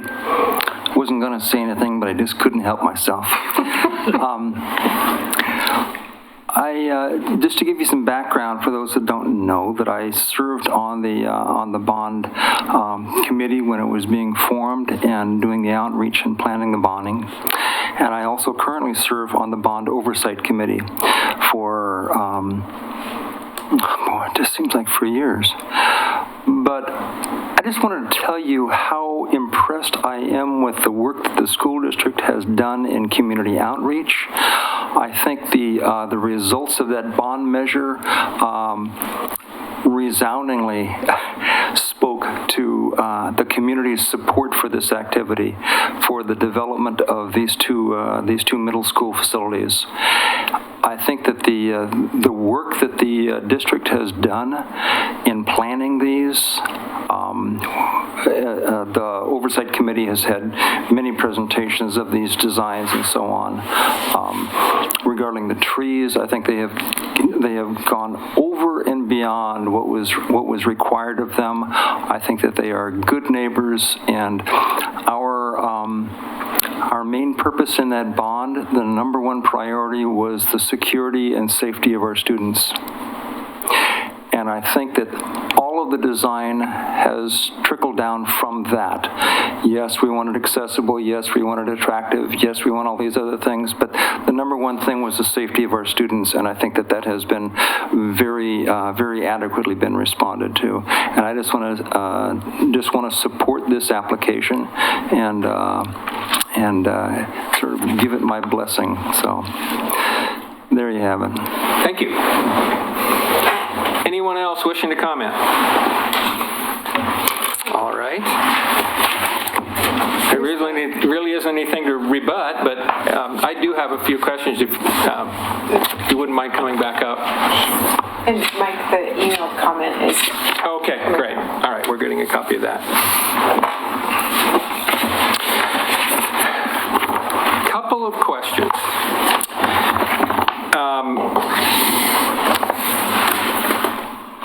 At first, I was concerned about parking, but I intentionally made 2 visits during the day, during the week, and found available parking spaces on site. So I'm not going to get too wound up about the fact that we're not getting an increase in parking spaces, because I realize the student capacity is going to go up, but it's not like there's a huge issue now. So there were spaces available both times. Can we bring up the one that shows the sidewalk improvements on the 3 streets? Okay. I understand the flashing beacon at Williams, that's great. What will the crossings look like at Hood and Ethel? Because I suspect it's going to be difficult to get a middle school student who lives north of the site to walk basically past a couple of other access points and go to Williams to get to that flashing light. So what is the intersection going to look like, the crosswalk going to look like at Hood and Ethel? Anything above just an ordinary striped crosswalk? Is it crossing Leonard? No, crossing Lynn. I would have to defer the Public Works. We have talked generally that we would be doing enhanced crosswalks throughout the neighborhood area. I don't know if we were going, the city's plan is to do enhanced crosswalks at Hood and Ethel. Hood is a little bit more problematic, I think, because it does have that apartment complex there, but after that, it's hard to connect out of that area. I think Ethel Street, you'll see more, again, we'll have historically more crossings there across Lynn, but I think it has an enhanced crosswalk now, I think at Lynn and Ethel, but we haven't dealt with that issue. We are doing enhanced crossings on Leonard at every one of those 3 sites, and then at the main thoroughfare of Williams, the grade of the pedestrian path never changes when it crosses, so it stays higher than the roadway, so it's more like a speed table. The crossing's a little elevated, so that way we're emphasizing the pedestrian crossings rather than the roadway. So we are doing enhanced crosswalks everywhere, whether they're enhanced painting of the crosswalk or it's actually an elevated table of those kinds of things. But I can't speak directly to Ethel and Hood when they cross Lynn. We do have Josh Wheeler, our assistant city engineer here, who can talk about it. Yes. As a condition of approval, we are not requiring anything further on Lynn Avenue at Hood or Ethel. We're only requiring the enhancement of the Williams intersection with Lynn. Okay, thank you. Kind of on that same topic, the other night, in a previous, not this application, but a different application, we heard a comment from the city's traffic consultant, Mr. Ripplinger, about the not necessarily good safety numbers for pedestrian sidewalks as you come out of a roundabout. And I know that the city's TSP calls for a roundabout at Warner Milne and Lynn, and I'm wondering, and I didn't see that was discussed anywhere. Is that signal far enough away from the roundabout that you're not going to get that effect where people come flying out of the roundabout and think they're done and go? You get my concern, Josh? Correct. Yes, at this time, we've actually looked at that with the police, with the roundabout, with the middle school. We've actually looked at Lynn fairly in depth and compared it to that roundabout, and we feel that everything will work accordingly without any additional enhancements. Okay, great. Thank you. Mike, I'm not sure how many have read this yet. That just came to us. It's from Karen Mori, but I wanted to read parts of it. I have had a personal concern about traffic flow once the construction is complete. Currently, both parents and buses line up on Hood and back into Lynn Avenue. Both have drop-off and pickup times as southbound traffic on Lynn backs up past the church. Frequently, through traveling oncoming vehicles pass the line by crossing into the oncoming lane for several car lengths. And this area is directly across some land from where the police department is now being built. It would present a hazard to vehicles entering and leaving the PD from the Lynn Avenue driveway. It seems that she feels that was addressed at some time, but I haven't heard it. And the second part of this, in reviewing the staff recommendations, I would not support reducing the width of the bus turnaround and the lane in front of the school to increase landscaping. And it goes on, but I'm wondering, did you have a copy of this letter of hers? Yeah. And I wish I could understand this a little bit better. I mean, I'm not sure what she's addressing here. Yeah, I had the same question. Yeah, on what's that the as first well. one and the second one about the width, what she's concerned about the bus turnaround, I think. So I can answer that. Yeah, go ahead. So our code requires that parking lot drive aisles, I think this came up with the last item actually, drive aisles and parking lots are 24 feet in width. So that applies to the circulation here, or the drop-off. Can we bring up the better map? Yeah. Is she concerned, because of the top part, is she concerned about parents and buses coming in at the same location? Is that what? Well, I think that's what the existing condition, right, at Gardner, but now everything will be separated. So this aisle right here is proposed at 30 feet wide, and then the bus drop-off is, I want to say about 38 feet. Now, clearly, the bus drop-off, it's going to be two-way. Buses are large vehicles. You have to have room for someone to pull over. So we know that that's going to exceed 24 feet, and we've acknowledged that. The condition of approval just says, unless the width is required as part of fire code by the Clackamas Fire District, that the aisles should be reduced to the minimum width necessary. And so for the buses, we don't know exactly what that would be, but we're going to rely on the fire district to tell us, and then the applicant to, show us how much room the buses need to circulate. And then for the parent drop-off, it's one way. And so the requirement would really be 24 feet rather than 30 feet. But we do say that if the fire district comes back with information showing that they need more than 24 feet, then we will allow that. But if they don't need more than 24 feet, then that needs to be reduced. So, knowing how wide buses are, anybody who's trying to get around them in the parking lot of schools, why not have the higher standard? I mean, this is another case of minimum versus maximum kind of a situation? Why not allow for more space for moving? So if it just needs to be, they just need to demonstrate how much is actually needed to move. We don't have a standard specifically for bus loops, because that's kind of a rare circumstance. So our code doesn't address that. It only who demonstrates that? The applicant.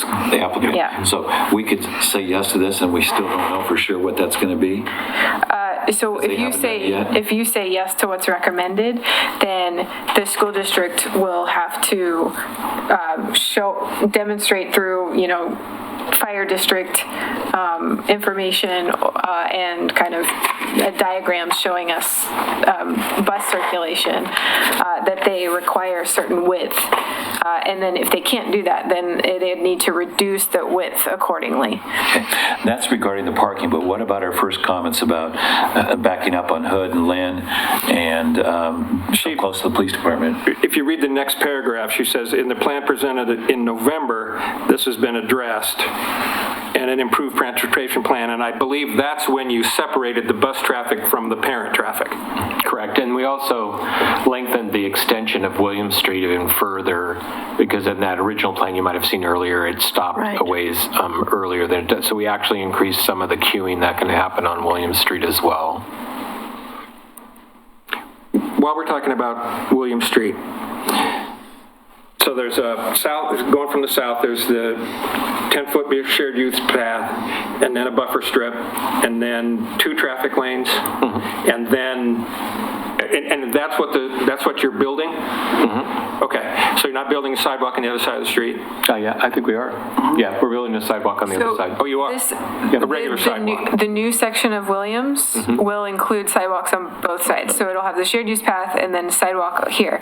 But from Leonard to Lynn on Williams, there won't be a sidewalk on the north side. The school district won't be required to build a sidewalk on the north side. Back here, no sidewalk on the north side. So the existing section of Williams will only get the sidewalk on the south side. And it'll be 10 feet instead of 5 feet. On the south side? Yes. Yeah. And is there a cost in real estate to the residences on the north side of the street? So the right-of-way exists. So there would not be any right-of-way dedication from those neighbors, but I can show you the pictures, I think, here. So Williams is right here. So the right-of-way line is probably more where the fence is, probably. So there's lawn, trees, driveways in that area now. And so that would kind of just remain as it is and be a little bit undefined. Okay. Anybody have any other comments on specifically related to the streets or sidewalks? If we're going to that extent for the school and doing the sidewalk, why aren't we improving both sides? Because kids never follow exactly the same path. The school district is required to build all of this, so if a sidewalk goes in on the north side, you'd be requiring more of the school district. Well, they got lots of money. More expense. Also, the crosswalk across Lynn will be on that south side. So anyone crossing over is going to be using that crosswalk, and they'll already be on the south side of Lynn. Also, we found that more of the student traffic and traffic in general comes from the south. So people are coming through that future roundabout intersection at Lynn, Leland, Myers, Warner, Milne. And so they would be coming from the south, and so they would just stay on the south side of Williams. Yeah, I think I'd point out too, one of the important safety features, you could walk on the south side of Williams all the way down to the end of the extension and then go into the property and not have to cross a traffic lane. Right. And that was a city staff recommendation, which we really appreciate, because we were trying to figure out how we were going to do that, and then we just realized we might as well just build, for the safety reasons, build it and just have them come down around the end of the street, which made a lot of sense then when we extended it, and it lines up really good with a straight pedestrian path then down to the entry plaza. Okay, I guess I do have a question.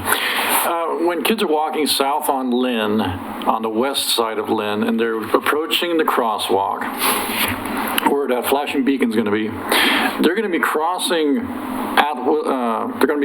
Lynn at Williams on the south side.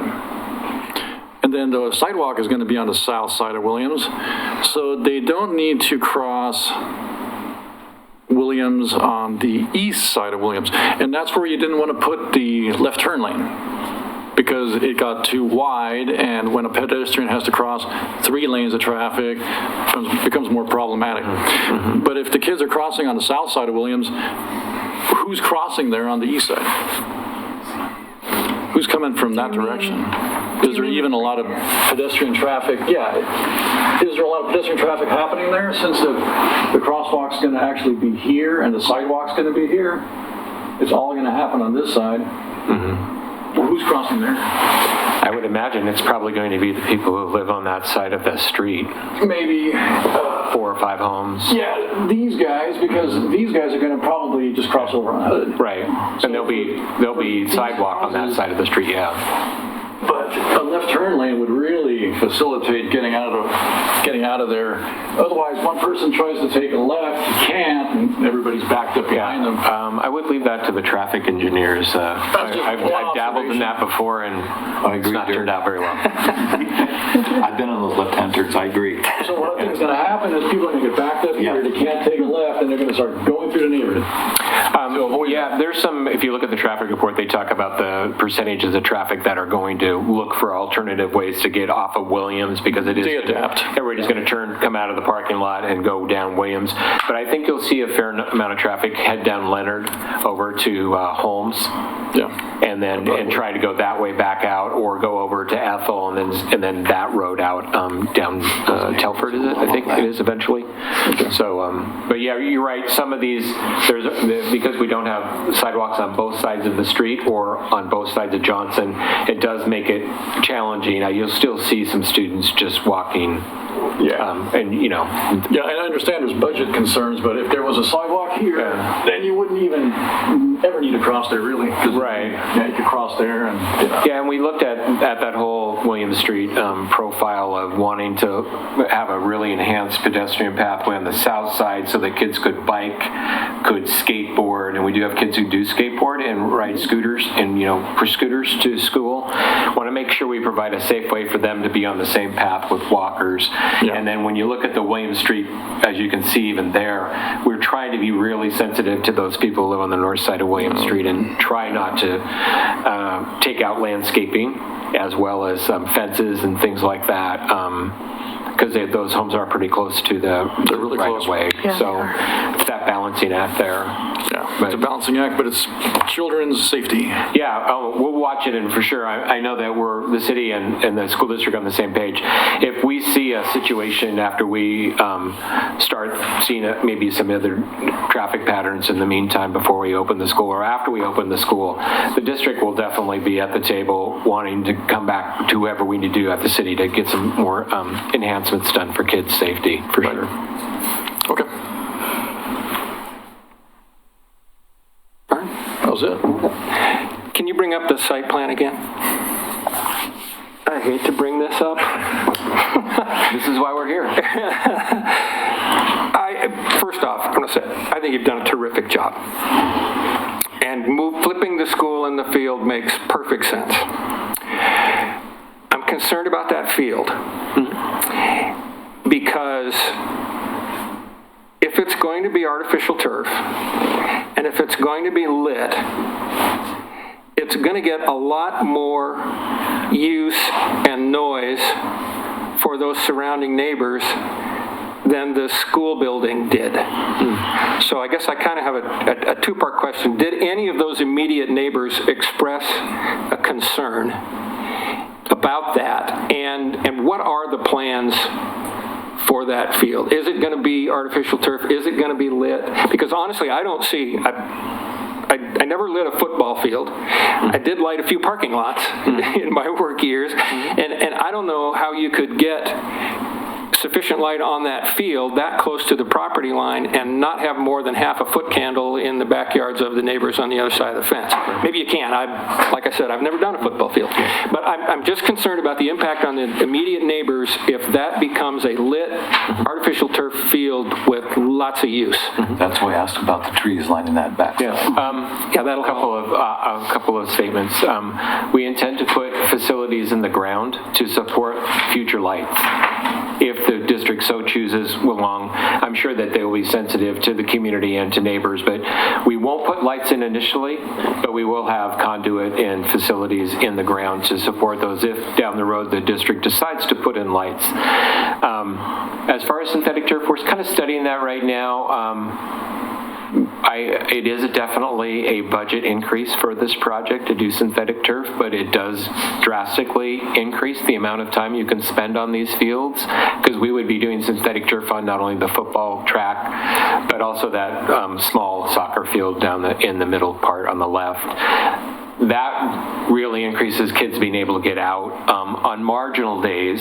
Maybe it rained during the night and so forth, but they can still get outside and do PE, as well as increasing the amount of time that the community can use the field. We actually shut our fields down, and we have an excess of community use. In fact, we get a fair amount of complaints that people have to drive to West Lynn, Wilsonville, other places, North Clackamas, out off of Sunnyside, to artificial turf fields to have their children involved in community recreation activities. So I think there is a community pent-up pent-up demand, I think, for a synthetic surface field. Whether the district can allocate the budget dollars to make that happen, I can't speak to that right now. We haven't come to that point. Soon, though, we have to make our decision. As far as the impact on neighbors, and we've been very direct with, we had neighbors in the summer meeting when we had neighborhood association. We had a couple neighbors come and talk about that issue. How much noise is there going to be and so forth. And we said, well, it is about 50 feet off the property line to the side of the track. And so there's a little bit of distance there. Now that we're not removing the trees, there's a little bit of an acoustic buffer and visual buffer because of that. But we did say, yeah, it's probably going to be a little noisier on the weekends because people are going to, we'll make it available to the community. We're not going to just not make it available. That's been part of a district emphasis, is using our facilities for community use. So yeah, there'll be more noise for sure during, especially the nicer parts of the season when a lot of people are out on the fields. But they don't have to worry about lighting because at this point, I'm not sure that we would be able to, like you stated, accomplish our lighting goals. There's a condition of approval around that as well. We haven't even studied it to see if we could even meet that requirement. But we're agreeable to the condition of approval setting that standard. And if we can't meet the standard, we wouldn't be able to put the lights in. So, those were good questions because I was thinking this. That's why I originally asked about the trees. Yeah. A buffer from that. Yeah, But having the trees there is a big improvement. Is the field a sunken field? Is it down in like almost a bowl kind of area? It's at the same level. So, and I know it's not a high school, so they're not going to be playing Friday night games. Well, but it might have some. This would be daytime games for sure. Youth football. School. And there's quite a strong youth football association. They would want to use this field for sure. There'll be a lot of use.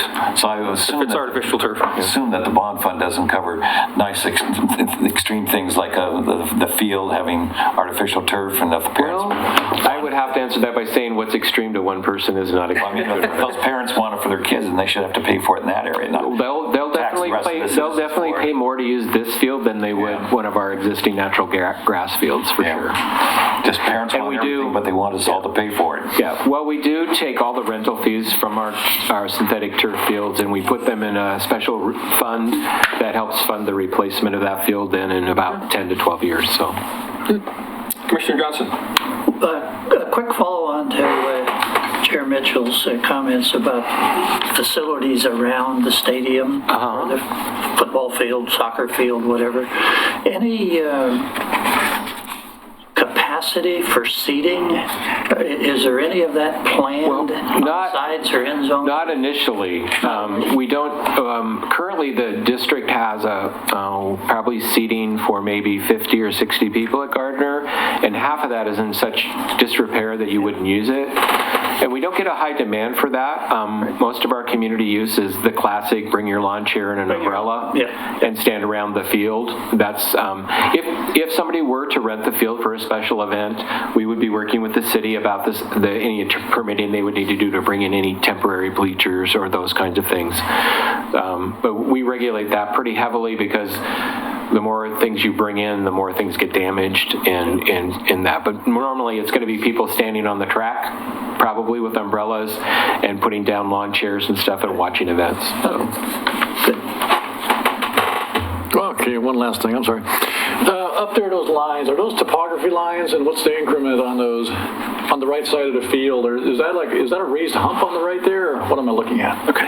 Was there 1 foot contours there? Okay. That's a drop in elevation. That's a drop? Yeah. There's like a hole currently. Yeah, there is. If you've been to Gardner before, when you go out that back side of the existing building, it drops down. Used to be some tennis courts back there if you've been in the community long enough. Okay, so they had to build it up a little bit to get it flat?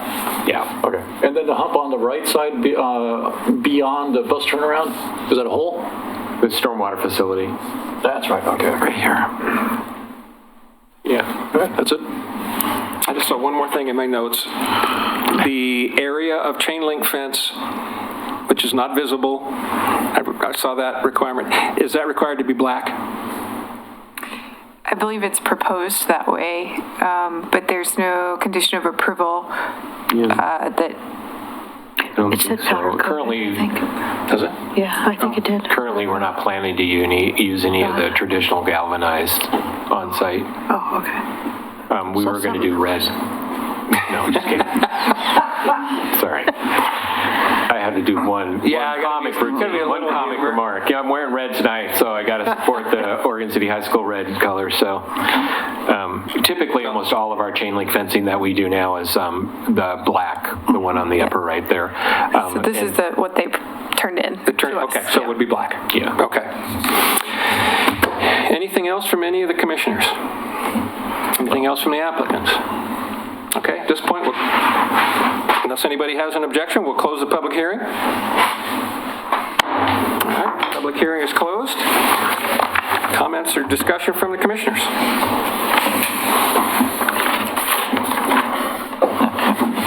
I'm excited about the project. I'm very impressed. Yep.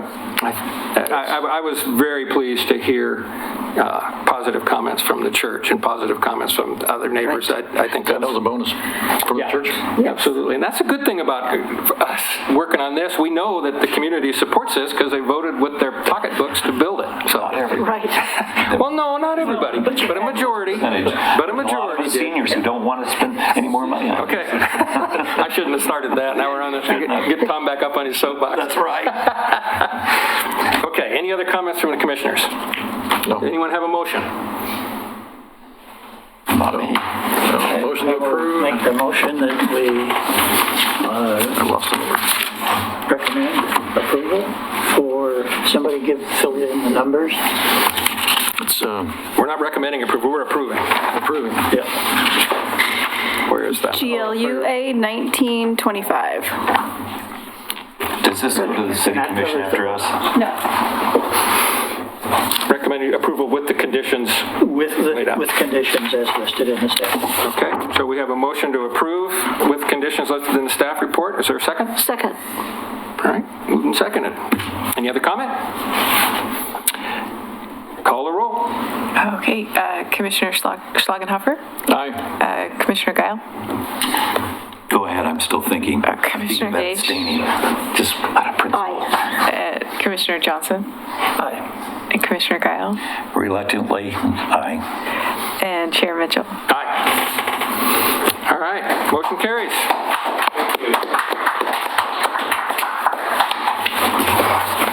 Okay, I seem to have misplaced my agenda. There's my agenda. All right, communications. Ms. Turway. Should be a quick one because I do not have any other than thank you for a great 2018. We will 2019. I don't even know what year it is. 2019. You get the holidays off, and we'll see you back here on January 13th. And we will know the name of the individual that the mayor is appointing at that time, right? That's right. We still don't know what the name of the mayor, the individual that the mayor is appointing to the planning commission, but I will send you an email to let you know, and then we'll have a swearing-in ceremony in January for the new commissioner as well. Okay. Do we all take that oath over again, or is ours open? Are we covered since we've already done it? Just curious. If you get reappointed, you would take it again, Oh, okay. but only when you're reappointed. Okay. The only other thing I have is 2 nights from now, I am doing our annual update to the city commission, and I'm sure it will be just can't miss TV. Yes. No commercial. Unless anybody has anything else. All right, we're adjourned. Thanks, everybody.